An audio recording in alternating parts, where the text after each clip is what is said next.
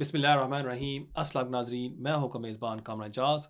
Welcome to Immigration Law with Kamran. In this show, I take your live calls. Anything immigration related, feel free to call on the number on your screen, which is 0203 475 1718. In this live show, I discuss the latest UK immigration law updates. Any immigration related questions, feel free to call. नाज़रीन, updates share करने से पहले मैं एक शख्स का शुक्रिया अदा करना चाहूँगा और उनका नाम है वकास भाई। वो इस प्रोग्राम के एक रेगुलर व्यूअर है और हमारा जो कंप्यूटर है जिसके थ्रू हम ये शो करते हैं वो ख़राब हो गया था इस वीक और मैं काफ़ी परेशान था। मैंने उनको कॉल की और रिक्वेस्ट किया कि यार मेरे लिए प्लीज़ जल्दी से ना एक कंप्यूटर तैयार कर दें ताकि हम इस फ्राइडे का शो मिस ना करें। हम अभी तक मिले नहीं हैं, फ़ोन पर हमारी बात हुई है 2-3 दफ़ा, लेकिन अभी तक हम मिले नहीं। वो मैनचेस्टर में रहते हैं, मैं यहाँ लंदन में होता हूँ। हमारी मुलाकात नहीं हुई अभी तक, लेकिन उनकी इतनी प्यार और मोहब्बत है कि उन्होंने एक दिन के अंदर वो कंप्यूटर तैयार करके मुझे यहाँ भिजवा दिया। सो अगर आज इस प्रोग्राम से आपको कोई फ़ायदा होता है, मेरी आप सबसे रिक्वेस्ट होगी कि उनको प्लीज़ अपनी दुआओं में याद रखिएगा। So thank you so much Waqas भाई, अगर आप ये प्रोग्राम देख रहे हैं, दिल से आपके लिए दुआ है। नाज़रीन, शुरू करते हैं इस वीक की अपडेट्स के साथ। 2-3 छोटी सी अपडेट्स हैं जो मैं आपके साथ शेयर करना चाहता हूँ। पहला तो है कि सीजनल वर्कर वीज़े पर हमारे एक सहाफ़ी भाई हैं ज़ुल्करनैन बशीर साहब, और उन्होंने मुझे बताया कि आजकल टिकटॉक पर काफ़ी शोर है कि ये वीज़ा आप अप्लाई कर सकते हैं, आपको यहाँ की एंट्री मिल सकती है और बस आपकी लाइफ सेट हो जाएगी अगर आप यहाँ इस वीज़े पर एंटर हो जाते हैं।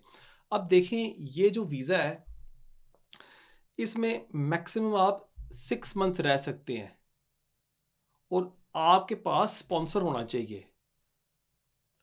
ये जो वीज़ा है इस पर जो जॉब्स आप कर सकते हैं वो है फ्रूट एंड वेजिटेबल, मतलब कि आप जाते हैं फील्ड्स में और वहाँ जाके आप फ्रूट को पिक करते हैं, या आप एक पोल्ट्री फैक्ट्री में या एक पोल्ट्री शॉप में काम करते हैं। अब यहाँ मसला ये होता है कि ये जो स्पॉन्सर्स हैं जो आपको स्पॉन्सर कर सकते हैं वो कोई हर कंपनी नहीं कर सकती। मतलब कि आपकी जो लोकल मीट शॉप है वो आपको इस वीज़े पर स्पॉन्सर नहीं कर सकती। 8-10 कंपनियां हैं जिन्होंने गवर्नमेंट से ये स्पॉन्सर्स लाइसेंस लिया हुआ है और वो ही वर्कर्स को स्पॉन्सर कर सकते हैं। इसलिए जिस तरह आपको ये दिखाया जा रहा है सोशल मीडिया पर कि बस आप ये वीज़े के लिए अप्लाई करें और आपका काम हो जाएगा, आपको एंट्री यहाँ मिल जाएगी, इस तरह हरगिज़ नहीं है। और ये भी याद रखें कि इस वीज़े पर आप स्विच भी नहीं कर सकते, ना आप यहाँ सेटल हो सकते हैं। सो इस वीज़े पर, इस रूट पर वीज़ा हासिल करना तकरीबन नामुमकिन है। इसलिए प्लीज़ इसका ज़रूर ख्याल रखिएगा। ओके, लास्ट वीक एक भाई थे, उन्होंने इस शो पर लाइव कॉल की थी कि जब भी मैं ट्रैवल करता हूँ मुझे रोका जाता है और मैं तंग आ गया हूँ। 1-2 घंटे वो मुझे रोक लेते हैं और मैं चाहता हूँ कि मैं क्या करूँ नेक्स्ट स्टेप की, ताकि जब मैं नेक्स्ट टाइम ट्रैवल करूँ वो मुझे ना रोके। इसके लिए मैंने एक रेमेडी ढूंढी है उनके लिए और मैं आप सब के लिए शेयर कर देता हूँ। आप बॉर्डर फोर्स को कांटेक्ट कर सकते हैं बाय ईमेल या पोस्ट। उनको आप लिखें कि देखिए जी, जब भी मैं ट्रैवल करता हूँ आप मुझे रोकते हैं, आप कहते हैं कि मेरे स्टेटस में कोई मसला है लेकिन मेरे पास वीज़ा है या मेरे पास सेटल स्टेटस है, इंडेफिनिट टू रिमेन, आप मुझे क्यों रोकते हैं और मैं इस बारे कंप्लेन करना चाहता हूँ। और उनका ईमेल एड्रेस है borderforcecomplaints@homeoffice.gov.uk। I repeat, borderforcecomplaints@homeoffice.gov.uk। आप उनको पोस्ट के जरिए भी लिख सकते हैं, which is Complaints Allocation Hub, Central Point of Receipt, 7th floor, Luna House, 40 Wellesley Road, Croydon, CR9 2BY। So Croydon में भी आप इनको बाय पोस्ट भी लिख सकते हैं। उनको एक्सप्लेन करें आपके सर्कमस्टांसिस कि जब भी मैंने ट्रैवल करता हूँ, लास्ट मैंने ट्रैवल फलां तरीके को किया था, आपने मुझे रोका है, आपने मुझे कोई रीज़न नहीं दिया, प्लीज़ आप ये इन्वेस्टिगेट करें या ये मेरी कंप्लेंट है, फॉर्मल कंप्लेंट, आप मुझे इसका जवाब दें। सो इंशाल्लाह जब आप इनको कांटेक्ट करेंगे मुझे उम्मीद है कि ये आपका मसला हल हो जाएगा। राइट, थर्ड पॉइंट, एक शख्स हैं जिन्होंने लास्ट वीक मेरे YouTube वीडियो पर एक कमेंट लिखा। उनका नाम है फतेह सिंह और उन्होंने लिखा कि जी मैं आपको मिला था फॉर अ कंसल्टेशन और आपने मुझे एडवाइस किया था कि नेशनलिटी के लिए ना अप्लाई करें। मैंने नेशनलिटी के लिए अप्लाई किया है, मुझे नेशनलिटी मिल गई है, आप लोगों को डराना बंद कर दें। और उसका मैं आज जवाब देना चाहूँगा। ये जो शख्स था जिसका नाम मेरे ख्याल में फ़तेह सिंह है, वो आया था मेरे दफ्तर मुझे मिलने के लिए। उसने मुझे बताया था कि मैं एक यूरोपियन नेशनल हूँ, सॉरी मैं एक यूरोपियन नेशनल का डिपेंडेंट हूँ, मतलब कि मैंने यूरोपियन नेशनल के साथ रिलेशनशिप शुरू की है और 5 साल पहले मुझे मिला था रेजिडेंस कार्ड, अब मुझे मिल गया सेटल स्टेटस। मैं नेशनलिटी के लिए अप्लाई कर सकता हूँ या नहीं? और मैंने उसको कहा था कि ना करो, आपके लिए बेहतर होगा अगर आप नहीं करते। और उसकी वजह भी मैंने उनको बताई थी कि पिछले 10 सालों में उन्होंने मुझे बताया कि वो इलीगल थे और उन्होंने काम भी किया था और वो पैसे इनके अकाउंट में भी आए थे क्योंकि वो कैश ट्रांजैक्शंस अपने अकाउंट में डालते थे। सो मैंने उनको एडवाइस किया था कि देखिए अगर आप मेरे पास आते हैं मैं ये एप्लीकेशन सबमिट नहीं करूंगा क्योंकि आपके पैसे ज़ाया जाएंगे। अब उन्होंने खुद अप्लाई किया और उनको नेशनलिटी मिल गई। अब यहां याद रखें कि अगर फर्ज करें आप कोई एप्लीकेशन सबमिट करते हैं और आप एक चीज डिस्क्लोज नहीं करते होम ऑफिस को, इसका ये मतलब नहीं है कि आपने कोई बड़ा चमत्कार कर दिया। अगर देखा जाए लिटरल सेंस में आपने होम ऑफिस को डिसीव किया है। जब आप किसी सॉलिसिटर के पास आते हैं वो हर चीज सोचता है कि आपका बजट कितना है, आपके पास पैसे हैं। अगर आप 1600 पाउंड खर्च करेंगे और आपका काम नहीं होता, आप सॉलिसिटर फीस भी भरेंगे 1000 पाउंड, 2500 पाउंड आप खर्च करेंगे और होम ऑफिस अगर आपकी एप्लीकेशन को रिफ्यूज कर देगी, ये तो आपके पैसे जाए जाएंगे। सो हर चीज को मद्देनजर रख के एक सॉलिसिटर आपको एडवाइस करता है कि यार बेहतर है आप वेट कर ले। लेकिन अगर आप एक चीज को डिस्क्लोज नहीं करते, इसमें आपने कोई बड़ा काम नहीं किया। एक और मिसाल आपको देता हूं। आप बहन भाई लोगों को शायद जानते भी होंगे इस तरह के लोग जिन्होंने विजिट वीजे के लिए अप्लाई किया है। अब जब आप विजिट वीजे के लिए अप्लाई करते हैं वो आपसे एक सवाल पूछते हैं कि आपके कोई रिश्तेदार यहाँ यूके में हैं या नहीं। और बेशुमार लोग हैं कि इस सवाल को वो टिक कर देते हैं नो। और अक्सर उनके हस्बैंड वाइफ्स बच्चे या उनके रिलेटिव्स यहाँ होते हैं और होम ऑफिस उस चीज़ को ओवरलुक कर लेता है और उनको वीज़ा इशू कर देता है। अब आप मुझे बताएं, अगर आप किसी सॉलिसिटर के पास जाते हैं और उससे पूछते हैं ये सवाल कि जी मेरे रिश्तेदार यहाँ यूके में रहते हैं, मैं इस चीज़ को डिस्क्लोज करूं या ना करूं, वो तो आपको कहेगा 100% आप इसको डिस्क्लोज करें। उसका रीज़न क्या होगा कि अगर फ़र्ज़ करें होम ऑफिस को इस चीज़ का इल्म हो जाता है, वो आपके एप्लीकेशन को रिफ्यूज़ करके आप पर 10 साल का बैन लगा देंगे। फिर आप कहेंगे यार देखिए सॉलिसिटर कितना बुरा था, उसने मुझे सही तरह एडवाइस नहीं किया। लेकिन अगर आप उसको चीज़ को डिस्क्लोज नहीं करते और होम ऑफिस उस चीज़ को ओवरलुक कर देती है, उसमें तो आपने कोई बड़ा काम तो नहीं किया ना। आपने तो एक चीज़ का फ़ायदा उठाया, एक लूप होल का, जहां होम ऑफिस ने वो चेक्स नहीं किए और आपकी किस्मत में था कि आपको वीज़ा मिल गया। इसलिए ये चीज़ का ख्याल रखा करें कि जब आप एक सॉलिसिटर से एडवाइस लेते हैं या मशवरा लेते हैं, वो हर चीज़ देख के आपको एडवाइस करता है। वो फिर आपकी मर्जी होती है कि आप वो चांस लेना चाहते हैं, खुद फॉर्म भर के और ट्राई करना चाहते हैं। और अक्सर मैं ये सवाल इस शो शो में भी पूछता होता हूँ कि हम जो एशियन कम्युनिटी हैं, हम बड़े फ़ख्र के साथ कहते हैं कि जी हमने ना इमिग्रेशन की एप्लीकेशन खुद सबमिट की है, मुझे सॉलिसिटर की ज़रूरत नहीं पड़ी, यार ये तो आप खुद कर सकते हैं। लेकिन मेरा आपसे ये सवाल है कि जो हमारी एशियन कम्युनिटी है वो और कोई एरिया ऑफ लॉ क्यों नहीं खुद कर सकती? वो एम्प्लॉयमेंट लॉ क्यों नहीं खुद करती? वो सिविल लिटिगेशन क्यों नहीं खुद करती? वो क्रिमिनल लॉ में अपने आप को क्यों नहीं पेश करते? क्योंकि आपको उस चीज़ पर रहनुमाई नहीं मिलती इतनी फ्रीली जिस तरह आपको इमिग्रेशन लॉ में मिलती है। आप अभी देख लें, टिकटॉक पर जाएं, मेरे ख्याल में 2-3 सोलिसिटर्स अभी इस वक्त लाइव शो कर रहे हैं। यहाँ भी यूट्यूब पर एक लाइव शो हो रहा है, फेसबुक पे भी 1-2 हो रहे होंगे और सब से आपको इन्फॉर्मेशन मिल रही है। सो जब आप कोई एप्लीकेशन खुद करते हैं, सबसे सवाल पूछ के, इसमें कोई आप बड़ा काम नहीं कर रहे। सो ये चीज़ थी, मैं समझता था बहुत ही इंपॉर्टेंट है मैं आप सबके साथ शेयर करूँ कि इट्स अप टू यू कि अगर आप कोई चीज़ डिस्क्लोज नहीं करना चाहते। और याद रखें जो इलीगल वर्किंग है, अगर हम गुड कैरेक्टर रिक्वायरमेंट की बात करें, पहले क्या होता था कि होम ऑफिस की गाइडेंस कहती थी कि अगर पिछले 10 सालों में आपने कोई भी पीरियड अनलॉफुल गुजारा है, it's a grant for refusal. फिर उन्होंने इस गाइडेंस को अपडेट किया और चेंज किया कि अगर आप यहाँ इलीगल थे पिछले 10 सालों में, वी विल ओवरलुक दैट, उसको हम माफ़ कर देंगे। लेकिन अगर आप गाइडेंस को देखें, जहाँ तक इलीगल वर्किंग की बात है, कि अगर आपने पिछले 10 सालों में इलीगली वर्क किया है, नॉर्मली अमूमन होम ऑफिस आपकी एप्लीकेशन को रिफ्यूज़ कर देगी। और अगर उस गाइडेंस को आप आगे जाके पढ़ें, वो कहते हैं कि आपने इस चीज़ को डिसरिगार्ड नहीं करना। So it's not like it's a discretion. इसलिए जब आपकी किस्मत बुरी हो ना, होम ऑफिस कोई भी बहाना लेके आपकी एप्लीकेशन को रिफ्यूज़ कर सकती है। और अगर केस वर्कर इस चीज़ को ओवरलुक कर लेता है, देन वो आपकी है गुड लक। नाज़रीन, ये थी इस वीक की अपडेट्स।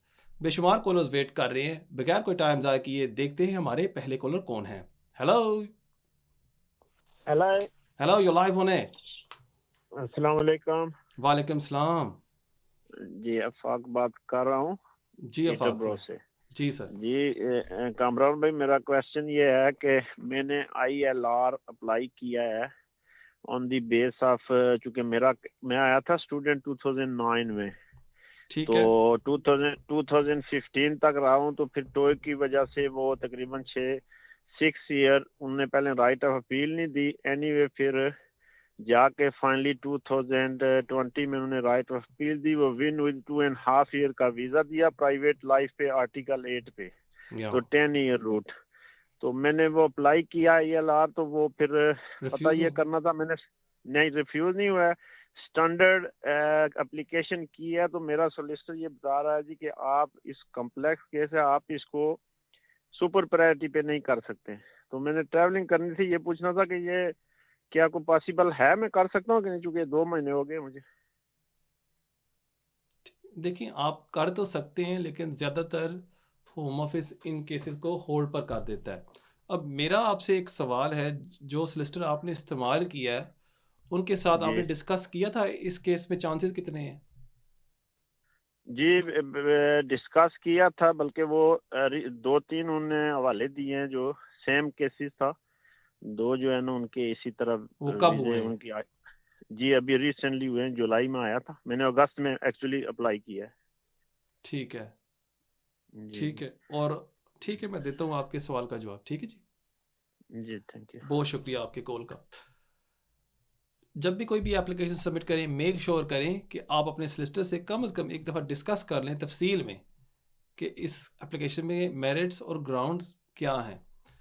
जहाँ तक आपका ये सवाल है कि आप इसको सुपर प्रायोरिटी में लेके जा सकते हैं, यस आप ये कर सकते हैं, बट अगेन उसमें कोई गारंटी नहीं होती कि होम ऑफिस आपको एक दिन में जवाब दे देगी। हो सकता है आप दोबारा फीस भर दें और होम ऑफिस आपको अगेन एक दिन बाद वही जवाब दे दे कि जी ये कॉम्प्लेक्स केस है और हम आपको जवाब अभी नहीं दे सकते, और जो आपकी £1000 एक्स्ट्रा वो फीस लेते हैं, वो होम ऑफिस ले लेगी और आपको वो रिफंड दोबारा नहीं करेगी। सो अगर आपने एप्लीकेशन अभी सबमिट कर दी है, बेस्ट चीज़ यही है कि आप वेट करें। अगर आपने अर्जेंटली ट्रैवल करना है, कोई रीज़न है आपका ट्रैवल करने के लिए, वो आप होम ऑफिस को बता सकते हैं और उम्मीद है कि होम ऑफिस आपके एप्लीकेशन को एक्सपेडाइट कर देगी। बहुत शुक्रिया आपके कॉल का। नाजरीन, देखते हैं हमारे अगले कॉलर कौन है। Hello, you live on air. अस्सलाम वालेकुम रहमतुल्लाहि व बरकातहू। कामरान साहब क्या हाल है? आमर जमील बोल रहा नेल्सन तो। वालेकुम सलाम जमील साहब, की हाल है? ठीक ठाक हो तुसी? क्या हाल है? ठीक ठाक हो? जी खरीयत है? शुक्र अल्लाह दा, ठीक ठाक। अच्छा मोहतरम, मैं ਤੁਹਾਡਾ ਪ੍ਰੋਗਰਾਮ पे ਸੁਣਦਾ ਤੇ ਲੋਕਾਂ ਦੇ ਬੈਡ ਕਮੈਂਟਾਂ ਤੋਂ ਡਿਸਾਈਡ ਨਹੀਂ ਹੋਈਦਾ। ਚਲੋ जी ਇਹ जी ਲੋਕ ਕਰਦੇ ਰਹਿੰਦੇ ਨੇ ਜਾਂ जी जी ਤੇ ਜਨਾਬ ਤੁਹਾਡੀ ਬਹੁਤ ਮਿਹਰਬਾਨੀ ਹੈ। ਤੁਸੀਂ ਮੇਰੀ ਬੜੀ ਹੈਲਪ ਕੀਤੀ ਹੈ ਮੇਰੇ ਕੇਸ ਵਿੱਚ, ਮੇਰੀ ਮਦਰ ਇਨ ਲਾ ਦੇ ਕੇਸ ਵਿੱਚ। ਤੇ ਦੂਸਰੇ ਨੰਬਰ ਤੇ ਤੁਸੀਂ ਮੈਨੂੰ ਰਾਤੀ 12 ਵਜੇ 2 ਵਜੇ ਤੱਕ ਵੀ ਮੈਨੂੰ ਮੈਸੇਜ ਕਰਦੇ ਰਹੇ ਹੋ ਤੇ ਇਸ ਉਹ ਮੈਂ ਤਰ੍ਹਾਂ ਦੀ ਤਾਂ ਤੁਸੀਂ ਕਰਦਾ ਮਿਹਨਤ ਰਿਹਾ ਸੀ ਕਿ ਤੁਹਾਨੂੰ ਨੀਂਦ ਆ ਜਾਵੇ। ਮੈਨੂੰ ਫਿਕਰ ਸੀ ਕਿ ਤੁਹਾਨੂੰ ਜਵਾਬ ਨਾ ਦਿੱਤਾ ਤਾਂ ਤੁਹਾਨੂੰ ਨੀਂਦਰ ਨਹੀਂ ਆਣੀ।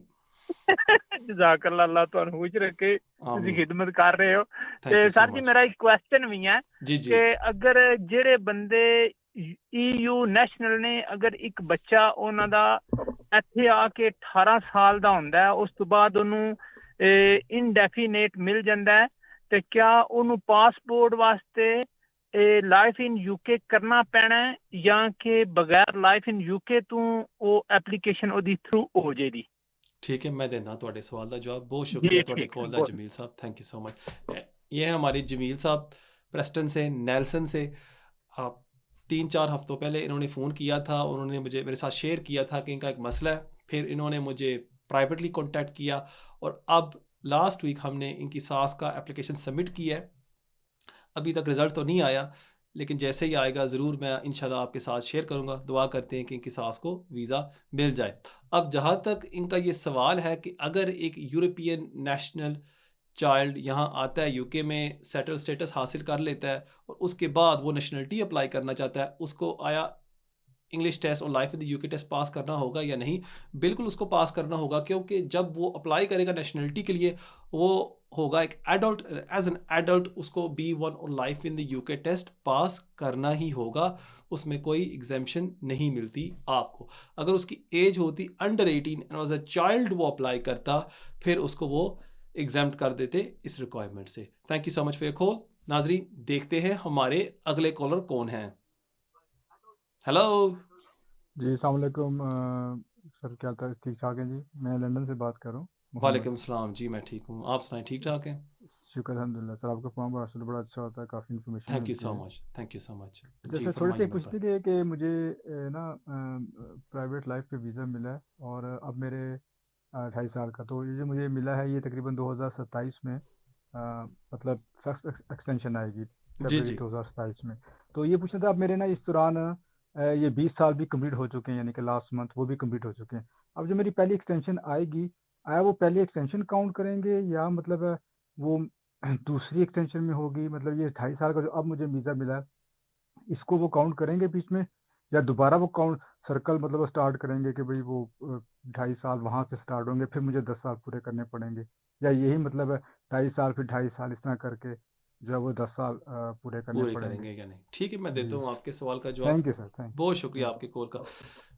देखिए, जहाँ तक आपका ये सवाल है कि आपका जो टाइम पीरियड है वो कब से शुरू करेंगे, जब से उन्होंने आपको वीज़ा दिया था उस दिन से ही आपका टाइम पीरियड शुरू होगा। सो अगर उन्होंने आपको तकरीबन 2 साल पहले वीज़ा दिया है, फॉर एग्जांपल इन 2022 उन्होंने आपका वीज़ा इशू किया, उस दौरान से लेके टिल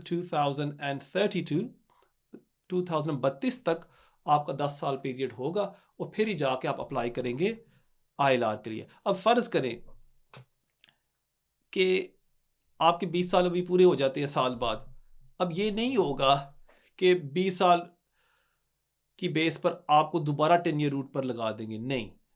अगर उन्होंने आपको 2 साल पहले प्राइवेट लाइफ रूट पर वीज़ा इशू कर दिया है, वो ही आपका रूट रहेगा, वहाँ से ही आपका टाइम पीरियड शुरू होगा।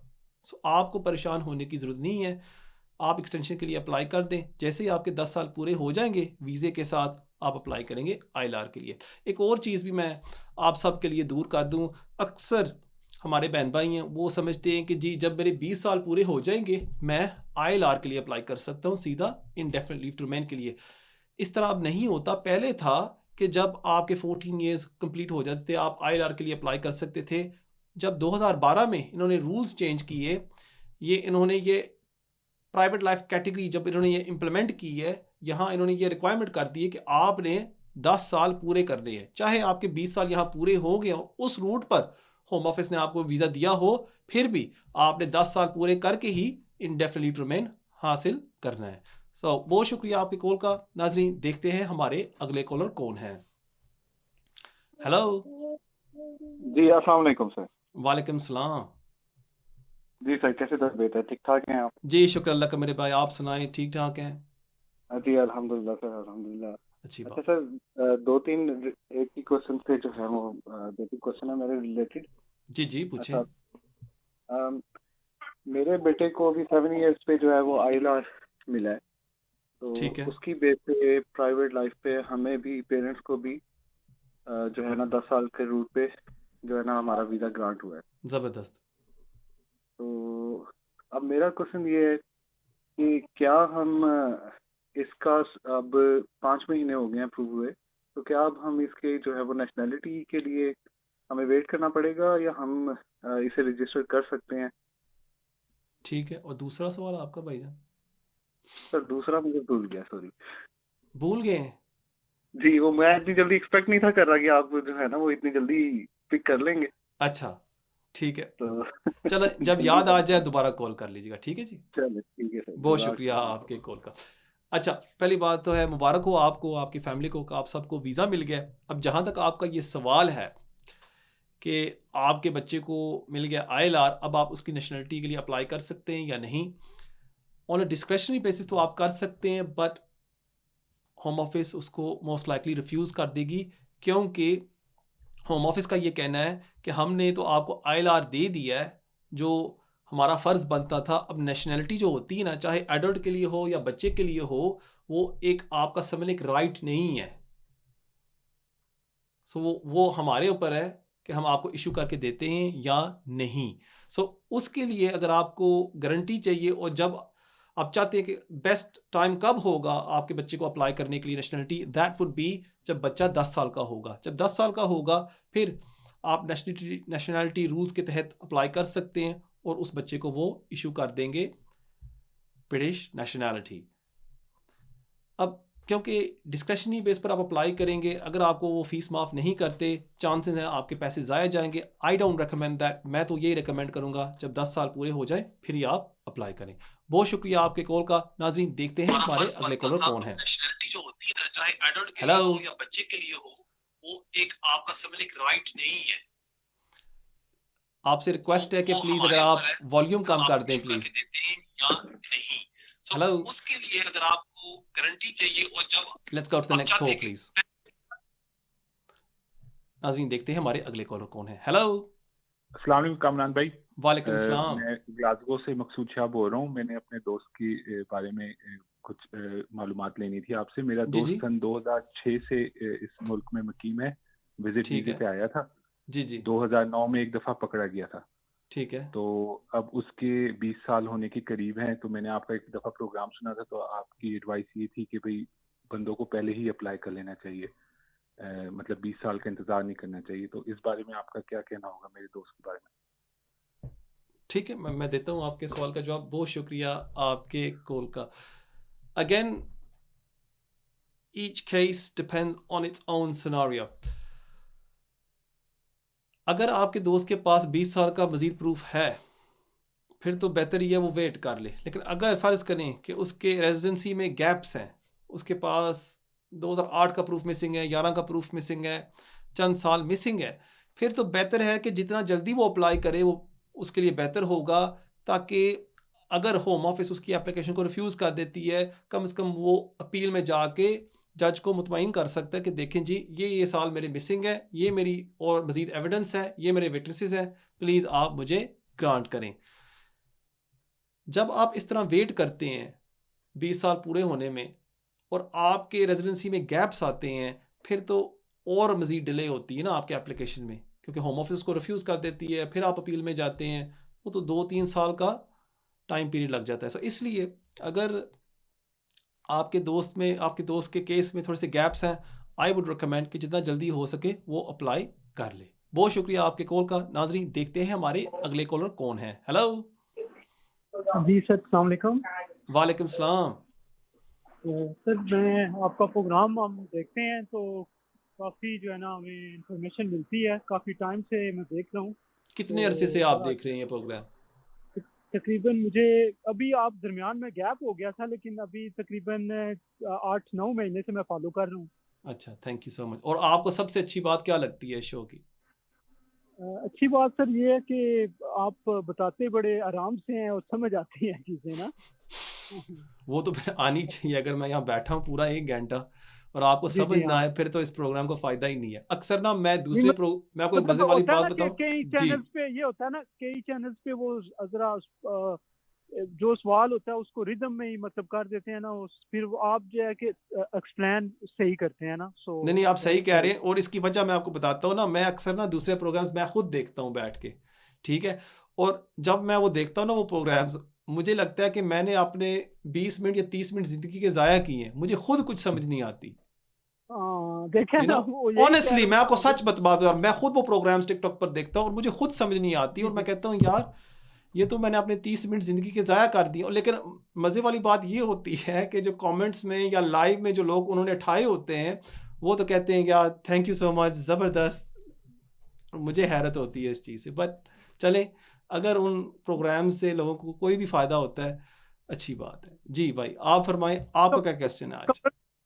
कमरान में मैंने असल में ये पूछना था कि मैंने नेशनैलिटी अप्लाई करनी है, या मैंने और मेरी मिसेज ने ना, तो मेरा असल में ये सवाल है कि मैं अपना जो है ना, मुझे यहाँ पे मतलब अभी मैंने अप्लाई करनी नवंबर में नेक्स्ट मंथ ना, तो मैं ये पूछना चाह रहा हूँ कि मेरा तकरीबन मुझे 12-13 साल हो गए हैं यहाँ पे, तो अब मैं ये चाह रहा हूँ कि मैं उसमें 2016 में मैं कोर्ट ऑफ अपील में था, JR में और कोर्ट ऑफ अपील में, या तो अब मैंने 2016 का कुछ एक साल जो है ना मेरा इस तरह गुजरा है, तो उसके बाद 18 के बाद आगे मेरा टाइम सारा सही गुजरा है, 6 साल ना। तो या मैंने ये पूछना कि जो मेरा वो अपील थी वो JR में चला गया था, तो वो जो मेरा अब स्टे का पीरियड है 1 साल का, तो उसमें मैं उसमें वरी हूँ, तो वो मैं ये नहीं पूछना चाह, मुझे थोड़ा एक्सप्लेन करें। जी, अब देखिए ना, अगर आप प्रोग्राम के स्टार्ट को देखें ना, मैंने ये एक्सप्लेन किया था कि जो गुड कैरेक्टर रिक्वायरमेंट है होम ऑफिस ने उसको अपडेट कर दिया है कि जो आपने अनलॉफुल टाइम पीरियड स्पेंड किया ना, उसको होम ऑफिस डिसरिगार्ड कर देगी, माफ कर देगी, ठीक है, अच्छा, उसको माफ कर देगी वो? कर देगी। बट लेकिन अभी यहाँ एक सवाल उठता है कि होम ऑफिस ने गाइडेंस में ना थोड़ा सा ये लिखा हुआ है कि अगर आपने यहाँ इलीगल काम किया है ना, उसको हम डिसरिगार्ड नहीं करेंगे। सो कभी कभी होता यह है कि होम ऑफिस आपसे ये सवाल उठाता है बाद में केस वर्कर कि जी आपके पास फलां तारीख से लेके फलां तारीख स्टेटस नहीं था, आपने अपना गुजारा किस तरह किया है। और जी जी। अगर आप कोई वैलिड रीजन नहीं दे सकते, फिर यहाँ कभी कभी होम ऑफिस आपकी एप्लीकेशन को रिफ्यूज कर देती है नेशनलिटी की, और कभी कभी वो ये सवाल नहीं उठाते और आपको वो वीजा ग्रांट नेशनलिटी ग्रांट कर देते हैं। सो वो डिपेंड करता है on a case by case basis. Sorry sir, वो सॉरी आवाज नहीं आई सर, प्लीज अगर आप दोबारा थोड़ा सा ये बताइएगा। मैं बताऊंगा, मैं बताता हूँ, ठीक है जी। इलीगल का जो आपने बताया, सॉरी। मैं देता हूँ आपके सवाल का जवाब। बहुत शुक्रिया आपके कॉल का। मैं ये अर्ज कर रहा था कि जो आपने सवाल पूछा है कि जो 1 साल आपने इलीगल गुजारा है, चाहे हो सकता है कि होम ऑफिस आपकी एप्लीकेशन को रिफ्यूज कर दे। अनलाइकली माई ओपिनियन कि होम ऑफिस ने गाइडेंस को अपडेट किया था तकरीबन 2 साल पहले, जहां उन्होंने कहा है कि अगर कोई बंदा कोई अनलॉफुल टाइम पीरियड स्पेंड करता है, उस चीज़ को हम डिसरिगार्ड कर देंगे, मतलब कि हम माफ़ कर देंगे। लेकिन जहां तक इलीगल वर्किंग की बात है, होम ऑफिस आपसे ये सवाल उठा सकती है कि आपके पास वीज़ा नहीं था फलां तारीख से लेके फलां तारीख, आपने अपना गुजारा किस तरह किया है। और अगर आप इस चीज़ को सब्सटैंशिएट नहीं कर सकते कि मैंने काम नहीं किया था, फॉर एग्जांपल मेरे फ्रेंड्स ने मुझे सपोर्ट किया है या फैमिली मेम्बर्स ने किया है, अगर आप इस चीज़ को साबित नहीं कर सकते, फिर पॉसिबिलिटी है होम ऑफिस आपकी नेशनलिटी एप्लीकेशन को रिफ्यूज़ कर दे। लेकिन ये भी हो सकता है आया कि अगर आप अप्लाई करें और होम ऑफिस ये सवाल उठाता ही नहीं है आपसे कि आपने किस तरह आपका अपना गुजारा किया था, और वो आपको नेशनलिटी इशू कर देते हैं। So it just depends on a case by case basis. लेकिन अगर हम स्ट्रिक्टली रूल्स को देखें, अगर आपने इलीगल काम किया यहाँ यूके में in any 10-year period prior to applying for nationality, हो सकता है कि होम ऑफिस आपकी नेशनलिटी एप्लीकेशन को रिफ्यूज कर दे। मजे वाली बात आपके साथ आज शेयर करता हूँ। हमारे एक क्लाइंट थे और उनकी एज है आई थिंक 67 या 68। उनको हमने ILR दिलवाया था तकरीबन 2 साल पहले, ठीक है। उन्होंने नेशनलिटी के लिए अप्लाई किया और उनकी नेशनलिटी ग्रांट हो गई। पिछले 10 सालों में वो इलीगल भी थे, तकरीबन 7-8 साल या 9 साल वो इलीगल थे। अब मैंने आपको एक्सप्लेन किया है कि होम ऑफिस जो अनलॉफुल टाइम पीरियड होता है जहां आप टाइम गुजारते हैं, उसको वो माफ़ कर देती है। लेकिन मज़े वाली बात आपको मैं बताऊं, ये जो शख्स थे जिन्होंने नेशनलिटी के लिए अप्लाई किया, वो पिछले 10 सालों में एट द एज ऑफ 65 वो काम करते थे। उनके मेडिकल रिकॉर्ड्स में लिखा हुआ था कि वो काम करते हैं, उनके बैंक अकाउंट में पैसे आ रहे थे, लेकिन उन्होंने नेशनलिटी के लिए अप्लाई किया और होम ऑफिस ने कोई सवाल नहीं उठाया और उनको नेशनलिटी ग्रांट कर दी। सो अब ये देखें ना, उनकी किस्मत में था कि उनको नेशनलिटी मिल गई। लेकिन अगर होम ऑफिस गहराई में जाता, उनसे सवाल पूछता कि जी आपके पास तो स्टेटस नहीं था, आप हमें एक्सप्लेन करें कि आपने अपना गुजारा किस तरह किया था उस दौरान, और वो शख्स अपने बैंक स्टेटमेंट्स पेश करता होम ऑफिस को, तो फौरन इल्म हो जाता कि यार ये बंदा तो काम कर रहा था। सो वो देखें, उसकी गुड लक थी कि होम ऑफिस ने ये सवाल नहीं पूछा। बहुत शुक्रिया आपके कॉल का। नाजरीन देखते हैं हमारे अगले कॉलर कौन है। हेलो जी सत श्री अकाल ਹੋਰ ਸੁਣਾਓ ਜੀ ਠੀਕ ਹੋ ਜੀ जी ठीक ठाक ਤੁਸੀਂ ਸੁਣਾਓ। ਹਾਂਜੀ ਹਾਂਜੀ ਬਸ ਵਧੀਆ ਭਾਜੀ ਠੀਕ ਠਾਕ ਜੀ ਜ਼ਬਰਦस्त ਬਹੁਤ ਵਧੀਆ ਦੱਸੋ ਭਾਜੀ ਮੇਰਾ। ਤੁਹਾਡਾ ਪ੍ਰੋਗਰਾਮ ਜੀ ਥੈਂਕ ਯੂ ਸੋ ਭਾਜੀ ਮੈਂ ਮਚ। ਪੁੱਛਣਾ ਜੀ ਆਪਣਾ ਸਪਾਊਸ ਵੀਜ਼ਾ ਐਕਸਟੈਂਡ ਕਰਵਾਉਣ ਵਾਸਤੇ ਕੀ ਡਾਕੂਮੈਂਟ ਆਪਾਂ ਨੂੰ ਅੱਗੋਂ ਚਾਹੀਦੇ ਹੁੰਦੇ ਆ ਜੀ ਠੀਕ ਹੈ, ਤੁਹਾਡੀ ਜਿਹੜੀ ਵਾਈਫ ਹੈ ਉਹ ਕਿਦੋਂ ਆਈ ਸੀ? ਤੁਸੀਂ ਆਪਣੇ ਵਾਸਤੇ ਅਪਲਾਈ ਕਰ ਰਹੇ ਹੋ ਜਾਂ ਵਾਈਫ ਵਾਸਤੇ? ਜੀ ਆਪਣੇ ਵਾਸਤੇ ਜੀ ਠੀਕ ਹੈ, ਤੁਸੀਂ ਯੂਕੇ ਕਦੋਂ ਐਂਟਰ ਹੋਏ ਸੀ? ਇੱਥੇ ਮੈਨੂੰ ਕੋਈ ਸਾਲ ਹੋ ਗਿਆ ਜੀ ਆਏ। ਸਾਲ ਹੋ ਗਿਆ। ਸੋ ਤੁਸੀਂ ਆਏ ਸੀ 2023 ਦੇ ਵਿੱਚ। ਹਾਂਜੀ ਠੀਕ ਹੋ ਗਿਆ। ਤੁਹਾਡਾ ਤੇ ਅਜੇ 1.5 ਸਾਲ ਰਹਿੰਦਾ, ਤੁਸੀਂ ਹੁਣ ਕਿਉਂ ਪਰੇਸ਼ਾਨ ਹੋ ਰਹੇ ਹੋ? ਮਗਰ ਭਾਜੀ ਇਹ ਡਾਕੂਮੈਂਟ ਬਾਰੇ ਮੈਨੂੰ ਕੋਈ ਕਹਿ ਰਹੇ ਨੇ ਵੀ ਇਹਨਾਂ ਵਾਸਤੇ ਕੋਈ ਆਪਾਂ ਨੂੰ ਜਿੱਦਾਂ ਕਿ ਆਪਾਂ ਰੈਂਟਲ ਪ੍ਰੋਪਰਟੀ 'ਚ ਰਹਿ ਰਹੇ ਹਾਂ ਉਹਦਾ ਵੀ ਕੋਈ ਇਸ਼ੂ ਹੋਏਗਾ ਭਾਜੀ ਨਾ ਕੋਈ ਕੰਮ ਜਿੱਦਾਂ ਸਾਰਾ ਕੁਝ ਸਾਡਾ ਠੀਕ ਹੈ। ਔਰ ਤੁਸੀਂ ਇਹ ਦੱਸੋ ਤੁਸੀਂ ਇੰਪਲੋਇਡ ਹੋ ਜਾਂ ਸੈਲਫ ਇੰਪਲੋਇਡ? ਕੰਮ ਕੀ ਕਰਦੇ ਹੋ ਇਸ ਵਕਤ? Self employed. ਕੰਮ ਕੀ ਕਰਦੇ ਹੋ? ਜੀ ਬਿਲਡਿੰਗ ਸਾਈਡ ਦਾ ਜੀ। ਠੀਕ ਹੈ। ਔਰ ਬਿਲਡਿੰਗ ਵਿੱਚ ਕਿਹੜੇ ਕੰਮ ਕਰਦੇ ਹੋ? ਇਹ ਨਹੀਂ ਕਹਿਣਾ ਸਾਰੇ ਕੰਮ ਕਰ ਲੈਂਦਾ। ਹਰ ਬਿਲਡਰ ਨੂੰ ਤੁਸੀਂ ਪੁੱਛਣਾ ਉਹ ਕਹਿੰਦਾ ਮੈਂ ਸਾਰੇ ਕੰਮ ਕਰ ਲੈਂਦਾ। ਨਹੀਂ ਭਾਜੀ ਆਪਾਂ ਬ੍ਰਿਕ ਵਰਕ ਦਾ ਜੀ। ਚਲੋ ਠੀਕ ਹੈ, ਠੀਕ ਹੋ ਗਿਆ, ਜ਼ਬਰਦਸਤ। ਮੈਂ ਦਿੰਦਾ ਤੁਹਾਡੇ ਸਵਾਲ ਦਾ ਜਵਾਬ। ਬਹੁਤ ਸ਼ੁਕਰੀਆ ਤੁਹਾਡੇ ਕਾਲ ਦਾ। ਠੀਕ ਹੈ ਭਾਜੀ, ਥੈਂਕ ਯੂ। ਅੱਛਾ, ਜਿੱਥੇ ਤੱਕ ਤੁਹਾਡਾ ਇਹ ਸਵਾਲ ਹੈ ਕਿ ਤੁਸੀਂ ਸਪਾਊਸ ਵੀਜ਼ਾ ਐਕਸਟੈਂਸ਼ਨ ਤੇ ਅਪਲਾਈ ਕਰੋਗੇ ਤੁਹਾਨੂੰ ਕੀ ਕੀ ਡਾਕੂਮੈਂਟਸ ਲਗਾਉਣੀਆਂ ਚਾਹੀਦੀਆਂ ਨੇ। ਪਹਿਲੀ ਚੀਜ਼ ਤਾਂ ਮੈਂ ਪੁੱਛੀ ਤੁਹਾਨੂੰ ਕਿ ਤੁਸੀਂ ਐਂਟਰ ਕਿਦੋਂ ਹੋਏ ਹੋ, ਕਿਉਂਕਿ ਮੈਂ ਇਹ ਦੇਖਣਾ ਚਾਹੁੰਦਾ ਸੀ ਕਿ ਤੁਹਾਡੇ ਪਰ ਪੁਰਾਣੇ ਰੂਲਸ ਲਾਗੂ ਹੁੰਦੇ ਨੇ ਜਾਂ ਨਵੇਂ ਰੂਲ। ਤੁਹਾਡੇ ਪਰ ਤੇ ਪੁਰਾਣੇ ਰੂਲਸ ਲਾਗੂ ਹੁੰਦੇ ਨੇ ਔਰ ਤੁਹਾਨੂੰ ਦਿਖਾਣਾ ਹੈ 18,600। ਸੋ ਪਹਿਲੀ ਚੀਜ਼ ਤੇ ਤੁਸੀਂ ਇਨਕਮ ਰਿਕੁਆਇਰਮੈਂਟ ਸੈਟੀਸਫਾਈ ਕਰਨੀ ਹੈ ਕਿ ਤੁਸੀਂ ਜਾਂ ਦੋਨੋਂ ਮੀਆਂ ਬੀਵੀ ਹੋ ਕੇ ਤੁਸੀਂ 18,600 ਕਮਾ ਰਹੇ ਹੋ ਔਰ ਉਹਦੇ ਵਾਸਤੇ ਤੁਸੀਂ ਆਪਣੇ ਸੈਲਫ ਇੰਪਲੋਇਡ ਵਰਕ ਵਿੱਚ ਦਿਖਾਣਾ ਹੈ ਕਿ ਤੁਸੀਂ ਕਮ ਸੇ ਕਮ 18,600 ਕਮਾਇਆ ਹੈ। ਜਿੱਥੇ ਤੱਕ ਡਾਕੂਮੈਂਟਸ ਦਾ ਸਵਾਲ ਹੈ, ਮੇਨਲੀ ਤੁਸੀਂ ਇਹ ਸਾਬਿਤ ਕਰਨਾ ਹੈ ਕਿ ਤੁਸੀਂ ਦੋਨੋਂ ਮੀਆਂ ਬੀਵੀ ਹੋ ਕੇ ਇਕੱਠੇ ਰਹਿ ਰਹੇ ਸੀ ਪਿਛਲਾ 2.5 ਸਾਲ। ਹੁਣ ਤੁਸੀਂ ਮੈਨੂੰ ਕਿਹਾ ਹੈ ਕਿ ਤੁਹਾਡੇ ਕੋਲ ਟੈਨੈਂਸੀ ਐਗਰੀਮੈਂਟ ਨਹੀਂ, ਮੇਰੇ ਖਿਆਲ ਵਿੱਚ ਉਹ ਜ਼ਰੂਰੀ ਨਹੀਂ ਹੁੰਦੀ।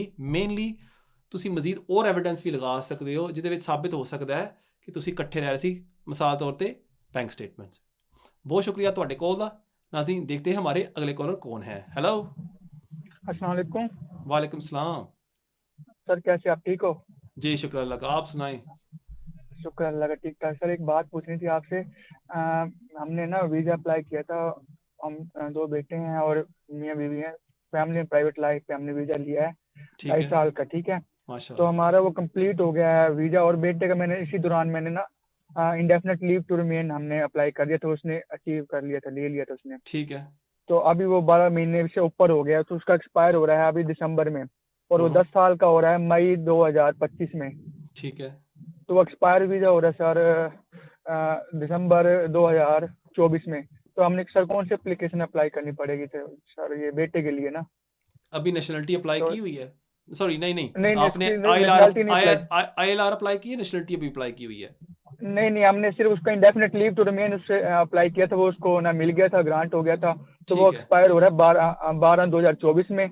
ठीक है, मैं देता हूँ आपके सवाल का जवाब। ठीक है जी, मैं देता हूँ आपके सवाल का जवाब। बहुत शुक्रिया आपके कॉल का। पहली बात आपके साथ एक मज़े वाली बात शेयर करता हूँ। एक और भाई ने कमेंट में लिखा कल परसों कि why did you cut him of, आपने एक कॉलर की कॉल क्यों काट दी। अब देखें, मैं ये शो लाइव कर रहा हूँ, मैं नहीं करता, हमारे जो प्रोड्यूसर साहब हैं जो पीछे बैठे हैं इस कैमरे से पीछे, वो ये करते हैं, मैं इस चीज़ के कंट्रोल नहीं होता। सो प्लीज़ मुझे ब्लेम ना किया करें। अब जहाँ तक आपका ये सवाल था कि आपका जो बेटा है उसके पास है ILR, अब उसका जो BRP है वो एक्सपायर हो रहा है ऑन 31 दिसंबर 2024। अब आपको क्या करना चाहिए? आपको बिल्कुल परेशान होने की ज़रूरत नहीं है। जो ILR है वो याद रखें कभी एक्सपायर नहीं होता। आपने बच्चे के लिए वीज़ा अप्लाई करना, अपने आप के लिए और अपने बच्चे के लिए आपने वीज़ा अप्लाई करना है। ऑनलाइन जाके आप अप्लाई कर सकते हैं। याद रखें 31 दिसंबर से पहले आपने अप्लाई करना है।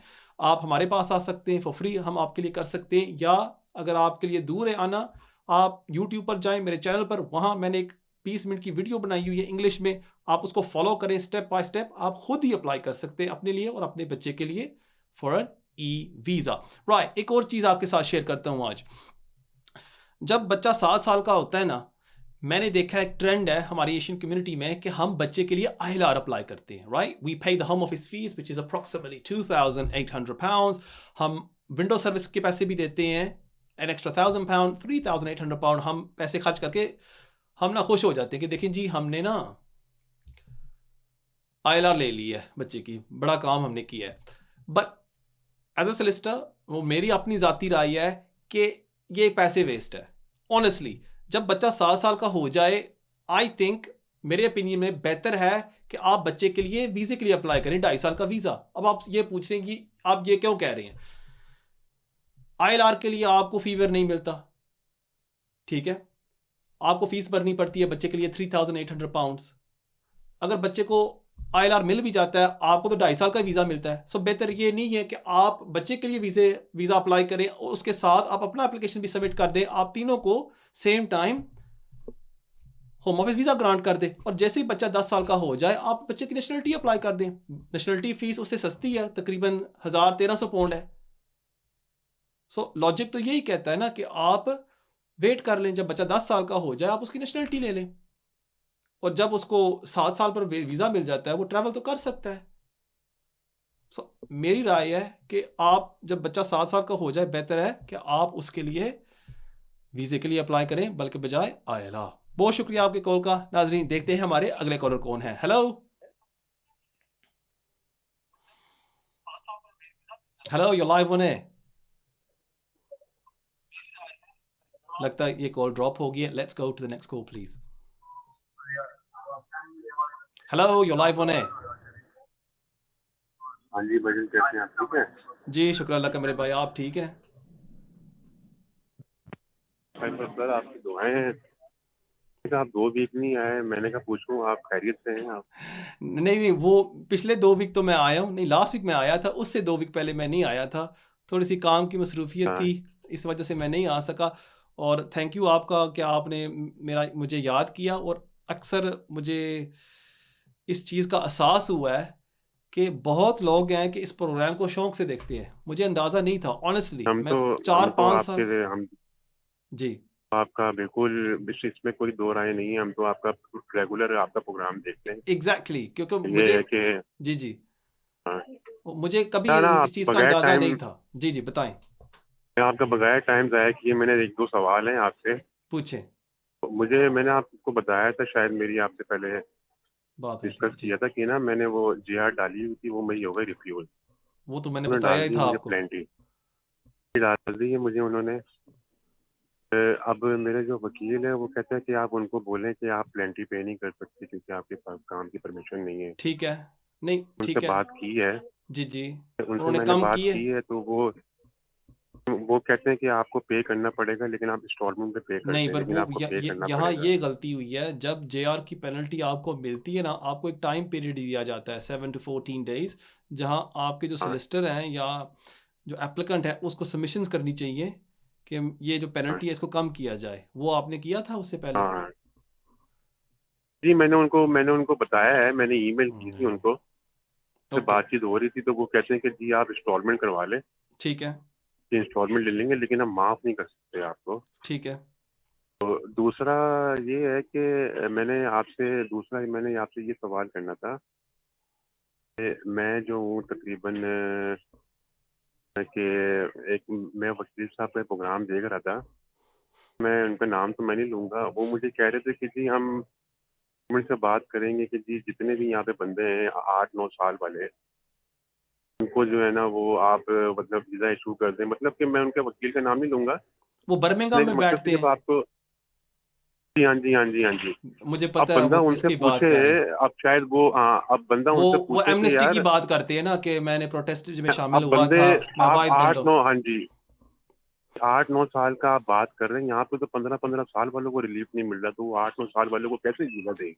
सर जी मैं आपको बात बताऊं, ऑनेस्ट बात लॉजिक बताता हूँ। बनती नहीं है ना। नहीं नहीं बात आप नहीं इतने बड़े वकील हैं, आप किस तरह हमसे ठीक सर जी मैं आपको बात बताऊं ना, है बात ना? नहीं बनती। हाँ दूसरा ये है, अक्सर इस तरह के लोग हैं कि वो ना अपने पैसे ही इस तरह बनाते हैं। जो लोग यहाँ 7-8 जी साल यहाँ बैठे हुए ना, उनसे 1,000-1,500 पाउंड लिए, साल बाद वो एप्लीकेशन रिफ्यूज़ हुई, जी उनको दोबारा हाँ कह दिया कि जी दोबारा अप्लाई करते हैं, ये सारा प्रोसेस दोबारा शुरू करते हैं। हाँ क्योंकि देखें जो आपके ज़्यादा आपके प्रोग्राम के थ्रू वो मेरी बात सुन लें वकील साहब जी जी कि यार अगर आपने बात करनी है तो आप 20 ईयर के कानून पे बात करें। एग्जैक्टली आप उसको आप वो रिड्यूस करवाएं ना, 16 साल 17 साल 18 साल। एग्जैक्टली लोगों को रिलीफ मिले। फिर जवाब क्या था? 8-9 साल की बात कर रहे हैं।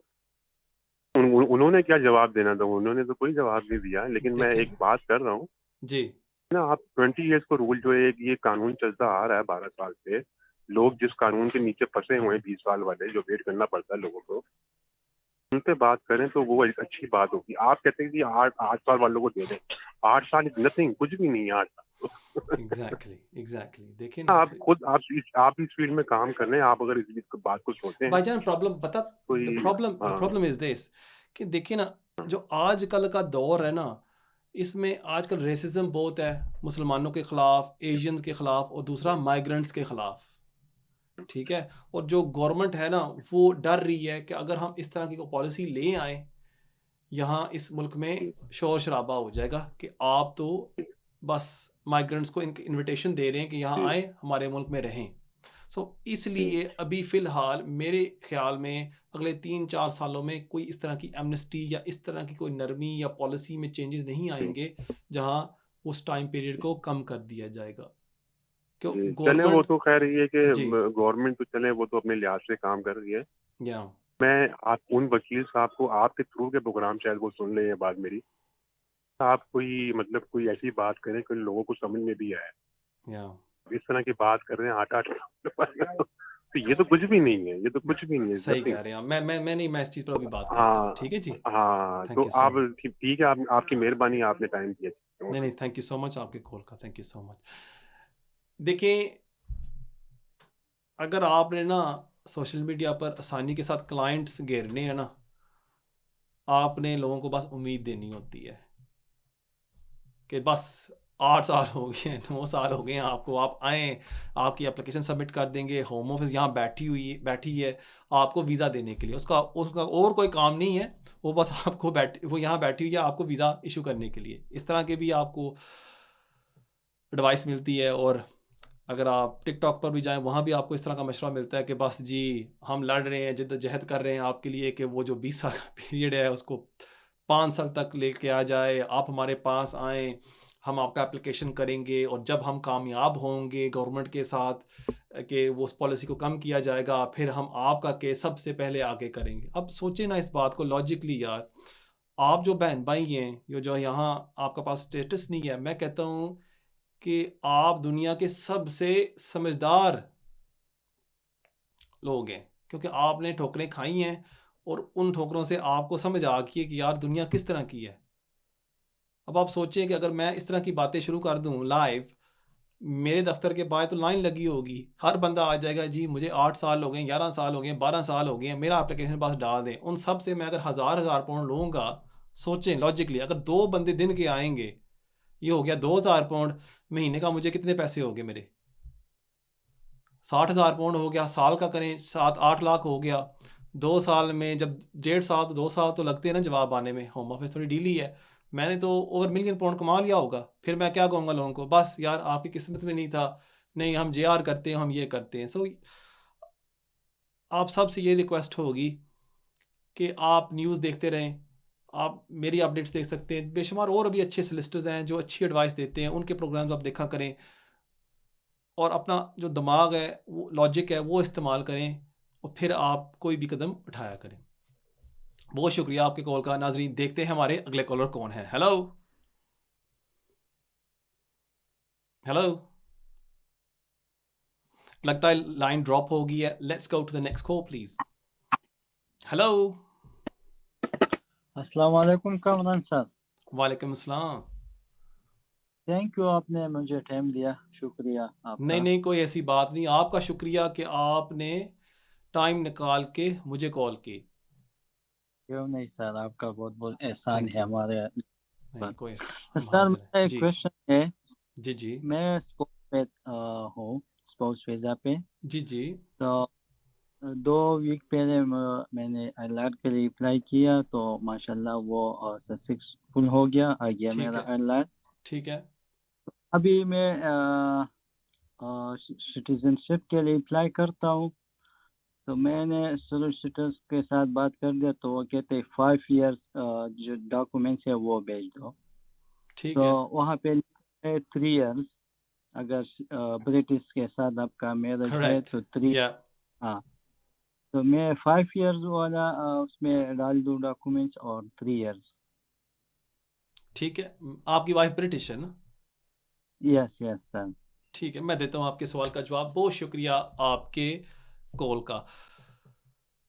क्योंकि आप अप्लाई कर रहे हैं under 6(2) of the nationality act, आपने दिखाना है कि पिछले 3 साल आप यहाँ यूके में रह रहे थे और रेजिडेंसी रिक्वायरमेंट फुलफिल कर रहे थे। सो इसलिए आपने पिछले 3 साल का प्रूफ लगाना है कि आप 3 साल यूके में रह रहे थे। अगर आप 5 साल का लगाते हैं उसमें कोई दिक्कत नहीं है, आप लगा सकते हैं, बट मेनली आपने पिछले 3 साल का प्रूफ देना होता है। बहुत शुक्रिया आपके कॉल का। नाजरीन, देखते हैं हमारे अगले कॉलर कौन है। हेलो। अस्सलाम वालेकुम। वालेकुम सलाम। सर जी, मैं लंदन से बात कर रहा हूँ। मेरा जी जी। सुहेल है और मैंने केस डाला था। मैं आया था 2009 में, ठीक है, नवंबर की 4 तारीख को। ठीक हो गया। तो मैं आया था रजिस्टर। जी जी। तो मैंने केस डाला था पहली बार एक प्राइवेट लाइफ पे। ठीक है। तो होम ऑफिस ने ना ऑब्जेक्शन लगा के तो कुछ करके तो केस वापस कर दिया था। रिफ्यूज कर दिया, ठीक है। तो रिफ्यूज कर दिया। फिर मैंने नेक्स्ट के केस डाला है लास्ट नवंबर को। जी जी। नवंबर की 2-3 तारीख को फिर दोबारा केस डाला है। ठीक है। तो नवंबर से लेके अब अक्टूबर हो गया है। मुझे मैंने फी वेवर की एप्लीकेशन डाली थी पहले, ठीक उसका है। मुझे अभी तक कोई जवाब नहीं आया। फी वेवर की एप्लीकेशन कब तो डाली थी भाईजान आपने? नवंबर में? नवंबर की 2 तारीख में। वाह, साल हो गया। और आपने खुद डाली थी हो या गया। आपने खुद डाली थी या सिस्टर के नहीं थ्रू नहीं, डाली? मैंने सोलिसिटर के थ्रू डाली थी। तो ठीक है। सोलिसिटर से बहुत बार बातचीत की है। वो कह रहे हैं कि अभी होम ऑफिस बहुत ज्यादा बिजी है, तो उसकी वजह से ठीक है, जवाब मैं देता नहीं हूँ आ आपके रहे। सवाल का जवाब। ठीक है, मैं देता हूँ आपके सवाल का दूसरा, जवाब। मैंने जी जी। मैंने आपका प्रोग्राम मैंने बहुत देखा है। मैं काम पे जहाँ भी हूँ मैं देखता रहता हूँ। आपके प्रोग्राम की सबसे अच्छी बात है, आप जो बात होती है सीधी स्ट्रेट फॉरवर्ड बता देते हैं। मुझे इस बात से आपकी बहुत अच्छी लगती है। मैं आपके पास आने वाला था, लेकिन मुझे किसी दोस्त ने कहना बहुत ज्यादा किया कि नहीं, हम आपको वकील देंगे तो आप उनके पास चले जाएं। मेरा दिल नहीं था, लेकिन मैं मजबूर हो गया दोस्त की वजह से। कोई बात नहीं, कोई बात नहीं, तो नसीब में नहीं था। लेकिन इसका ये मतलब कि आपके दोस्त ने ना मुझसे बेहतर मार्केटिंग की है।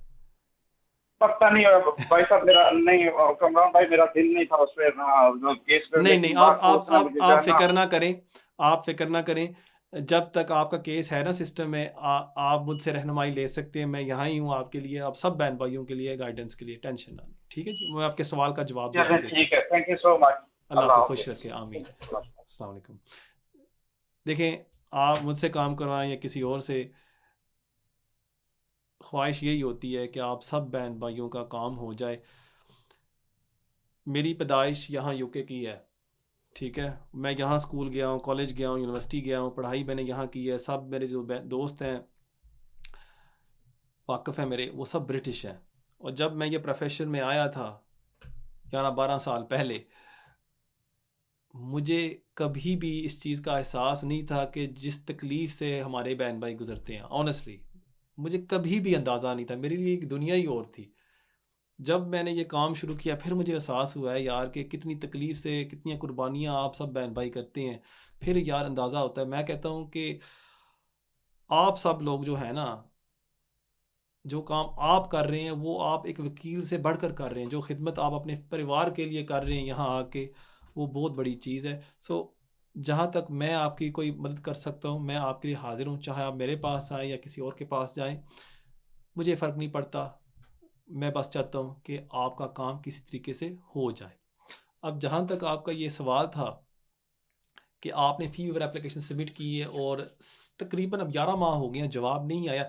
ये मेरे लिए बिलीव करना थोड़ा-सा मुश्किल है, क्योंकि ये बात दुरुस्त है कि फ़ी वेवर्स में अक्सर डिले थी, तकरीबन 7 से लेके 8 माह। लेकिन अब होम ऑफ़िस काफ़ी एफ़िशिएंट हो गई है इन एप्लीकेशंस में। हमने अभी एक भाई की एप्लीकेशन सबमिट की है 2 वीक पहले, उसका जवाब कल परसों आ गया है। 3 लोगों के लिए या 4 लोगों के लिए हमने अप्लाई किया है और उनका वो जवाब आ गया है। सो अगर आप कहते हैं 11 माह हो गए हैं, ये मेरे लिए बिलीव करना थोड़ा सा मुश्किल है। जो एप्लीकेशंस है, अक्सर एप्लीकेशंस बच्चों की बेस पर अगर आपने एप्लीकेशन सबमिट की हो, प्राइवेट लाइफ एप्लीकेशन पर सबमिट की हो, उसमें तो डिले ज़रूर आ रही है अभी भी। 14 मंथ्स, 18 मंथ्स, 2 साल भी लग रहे हैं कोई एप्लीकेशंस में। सो वो मैं मान सकता हूँ, लेकिन फी वेवर एप्लीकेशन जवाब ना आए, 11 माह हो जाएँ, ये मेरे लिए थोड़ा सा बिलीव करना हार्ड है। आप अगर अपने सोलिसिटर को कहें कि एक लेटर लिखे होम ऑफिस को, और जैसे ही वो जवाब आए वो आप मेरे साथ शेयर कर सकते हैं, या आप अपने सोलिसिटर के साथ बैठ के डिस्कस कर सकते हैं कि यार नेक्स्ट स्टेप हमें क्या करना चाहिए। लेकिन जो मेन चीज़ है, आप सही कर रहे हैं, आप एप्लीकेशन सबमिट कर रहे हैं, चाहे आपके 20 साल अभी पूरे नहीं हुए। मेन चीज़ है कि आप सिस्टम में रहें, चाहे आपको यहाँ 8 साल हो गए, 10 साल हो गए, 11 साल हो गए, क्योंकि इससे ये कम से कम फ़ायदा ये होता है, हमेशा मैं ये चीज़ अर्ज़ करता हूँ कि it's a barrier to removal. अगर आपको पकड़ लेते हैं, ये आपको अंदर नहीं कर सकते। बहुत शुक्रिया आपके कॉल का। नाजरीन, देखते हैं हमारे अगले कॉलर कौन है। Hello hello, you live on air. Hello. Hello, you live on air. Yes, sir. Yeah. This is Shakir Ali. मेरी आपसे रिक्वेस्ट है सर कि if you can just turn the volume down please, if you speak directly to me, Yeah. that would be great. Okay. Right, you're live on air. How can I help? Yeah. I just want मैं ये पूछना है, मैंने apply किया था 2012 में। ठीक है। ठीक है। सॉरी, बल्कि मुझे 2012 में मुझे इंडेफिनिट लीव टू रिमेन पूरी फैमिली को मिला था। जबरदस्त। ठीक है। अच्छा, तीन बच्चों के पास मेरे पास है ब्रिटिश पासपोर्ट। तीनों यहाँ पैदा हुए। चौथा जो है वो पाकिस्तान में पैदा हुआ था। इसकी एज है 15 साल। वो ऑटिज्म है उसको। ठीक है। ठीक है। तो अब ये है कि उसके पास पाकिस्तानी पासपोर्ट है, और लेकिन उसका भी इंडेफिनिट लीव टू रिमेन है। मैं और मेरी वाइफ और वो तीन के पास हमारे पास पाकिस्तानी पासपोर्ट है, और मैंने अपना नेशनलिटी की अप्लाई किया हुआ है 2018 में। ठीक है। ठीक है। हेलो, मैं सुन रहा हूँ। जी जी। और मेरी वाइफ ने 2019 में अप्लाई की नेचुरलाइजेशन, लेकिन अब तक कोई रिप्लाई नहीं आया। 2019 में अप्लाई की और 5-6 साल हो गए जवाब नहीं। 2019 में मेरी वाइफ का एप्लीकेशन सबमिट है नेचुरलाइजेशन की। ठीक है। और मेरी जो है वो 2018 की है। उनका जवाब आया या वो पेंडिंग है? अब ये है कि जवाब आया है। जवाब ये आता है कि वो प्रोसेस में है, बस प्रोसेस। पिछले 6 सालों के लिए यही जवाब आ रहा है। हाँ, ये जवाब आ रहा है। और मेरे पास वो जो कार्ड एक्सपायर हो गया था, जो वो रेजिडेंस परमिट कार्ड था, वो एक्सपायर हो गया था। ठीक है। मैंने उसको रिन्यू कराया, तो अब उसकी वो ठीक है ना। ठीक है। अच्छा, अभी आपका सवाल क्या है भाईजान? सवाल यही है कि अब मैं क्या करूं, यानी मुझे नेशनलिटी चाहिए। वो ये कहते हैं कि आपका राइट सारे हैं नेशनलिटी के, आप सब कुछ कर सकते हैं। मैं कर रहा हूँ, यहीं पर रह रहा हूँ। पिछले मुझे 21 साल हो गए यहाँ पर रहते। 2002 में मैं आया था यहाँ पर। ठीक है ना। और 2012 में मुझे इंडेफिनिट लीव टू रिमेन मिल गया था पूरी फैमिली को। और 3 बच्चे के पास ब्रिटिश पासपोर्ट है। ठीक है। तीनों यहाँ पैदा हुए हैं। मैं देता हूँ आपके सवाल का जवाब। मैं देता हूँ आपके सवाल का जवाब। ठीक है जी, बहुत शुक्रिया आपके कॉल का। अब ये मेरे लिए बहुत हैरत वाली बात है कि आपकी वाइफ ने 18 और आपने 19 में अप्लाई किया है। सो तकरीबन 6-7 साल हो गए हैं और आपको अभी तक नेशनलिटी का जवाब नहीं मिला। For me that's very hard to believe. मैं आपको यही एडवाइस कर सकता हूँ कि फौरी तौर पर एक सोलिसिटर को मिलें, कोई भी सोलिसिटर जो आपके आसपास है, और होम ऑफिस को एक लेटर लिखें। अगर उसके बाद भी जवाब ना आए, फिर आपको मे बी पॉसिबली कंसिडर करना चाहिए कि आप ये केस कोर्ट में लेके जाएं। So I think that is the best course of action, क्योंकि 6 साल इज़ हाईली अनरीजनेबल। इतनी डिले नहीं आनी चाहिए। आप कोई मेरे ख्याल में कोई बड़े क्रिमिनल तो नहीं है, माफिया के गैंग लीडर, कि आपको वो इस तरह लटका के रख दें। सो आई थिंक फौरी तौर पर आप सोलिसिटर को कंसल्ट करें। बहुत शुक्रिया आपके कॉल का। नाजरीन, देखते हैं हमारे अगले कॉलर कौन है। हेलो। अस्सलाम वालेकुम सर। वालेकुम सलाम। सर, मेरी अभी आपसे बात हो रही थी, तो वो मेरा सवाल का एक हिस्सा रह गया था, तो मैंने वो थोड़ा सा पूछना था। आप वो भाई हैं जो भूल गए थे? जी जी। नहीं, अभी वो नेशनलिटी के बारे में जिन्होंने सवाल किया था। अच्छा, ठीक है सर। वो जो अभी मैंने सवाल किया था ना, ओवर स्टे का पीरियड, अकाउंट होता है। सो सर ये जो ओवर स्टे का पीरियड है और इलीगल, ये दो अलग चीजें हैं ना। मैं मतलब कह रहा हूँ कि करेक्ट मैं ओवर स्टे हुआ हूँ, इलीगल का नहीं मतलब ना, सॉरी इलीगल काम शाम नहीं, सिर्फ ओवर स्टे मेरी अपील चल रही थी, उसमें थोड़ा सा टाइम हुआ है। ठीक है, मैं और देता हूँ जो आपके सवाल कार्ड का जवाब। सर, जो क्रेडिट कार्ड के पेमेंट होती है या फिर एनएचएस की पेमेंट, उस सिलसिले में बता दीजिएगा कि वो हमें पे करना पड़ेगा अगर हम इंस्टॉलमेंट में उनको पे कर रहे हैं, या डायरेक्ट डेबिट के जरिए उनके अगर कुछ पैसे रहते हैं हमारे पे तो ये, और उसके अलावा ये कितने अरसे का टाइम देखते हैं अगर ठीक है, मैं किसी के देता हूँ बंदे के आपके पास। सवाल का जवाब। बहुत शुक्रिया आपके कॉल का। क्योंकि आपको इस चीज़ की समझ नहीं आ रही, मैं आपसे रिक्वेस्ट करूँगा कि प्लीज़ आप एक सॉलिसिटर के पास जाके डिटेल में कंसल्टेशन ले लें। इस प्रोग्राम की एक क्या लिमिटेशन है कि हम गहराई में नहीं जा सकते जब हम इस तरह के सवाल हों, लेकिन फिर भी मैं आपके सवाल का जवाब दे देता हूँ। आप इलीगल थे, राइट? सो जब आप इलीगल थे, आपके पास राइट टू वर्क तो नहीं था ना। सो मैं आपको ये एक्सप्लेन कर रहा था कि अगर home office illegal work sorry over staying को तो माफ़ कर देती है, लेकिन वो ये सवाल उठा सकती है कि उस पीरियड जब आपके पास right to remain, leave to remain नहीं था, आप अपना जो गुजारा है वो किस तरह कर रहे थे। सो उस बेस पर पॉसिबिलिटी है, मैं ये नहीं कह रहा कि 100% वो रिफ्यूज़ कर देंगे, बट पॉसिबिलिटी है कि आपके एप्लीकेशन को वो रिफ्यूज़ कर सकते हैं। जहाँ तक आपका वो दूसरा सवाल है कि क्रेडिट कार्ड बिल्स या NHS डेट, अगर वो डेट है आपके पास, आपको फ़ौरन उसका एक पेमेंट प्लान करना चाहिए। देयर इज़ अ पॉसिबिलिटी कि if you have any debts, home office आपकी नेशनलिटी एप्लीकेशन को रिफ्यूज़ कर सकती है। आपसे और सब बहन भाइयों से रिक्वेस्ट है कि जब आप कॉल करें इस शो पर और आपको एक चीज़ की समझ ना आए, कम से कम एक दफ़ा अपने करीबी सॉलिसिटर के पास जाके मशवरा ज़रूर ले लिया करें। Thank you very much for your call. नाज़रीन, देखते हैं हमारे अगले कॉलर कौन है। हेलो हेलो, लगता है ये हमारे कॉलर गायब हो गए हैं। नेक्स्ट कॉल के पास जाते हैं। Hello hello, you live on air. Hello, लगता है ये भी लाइन ड्रॉप हो गया। Let's go to the next call.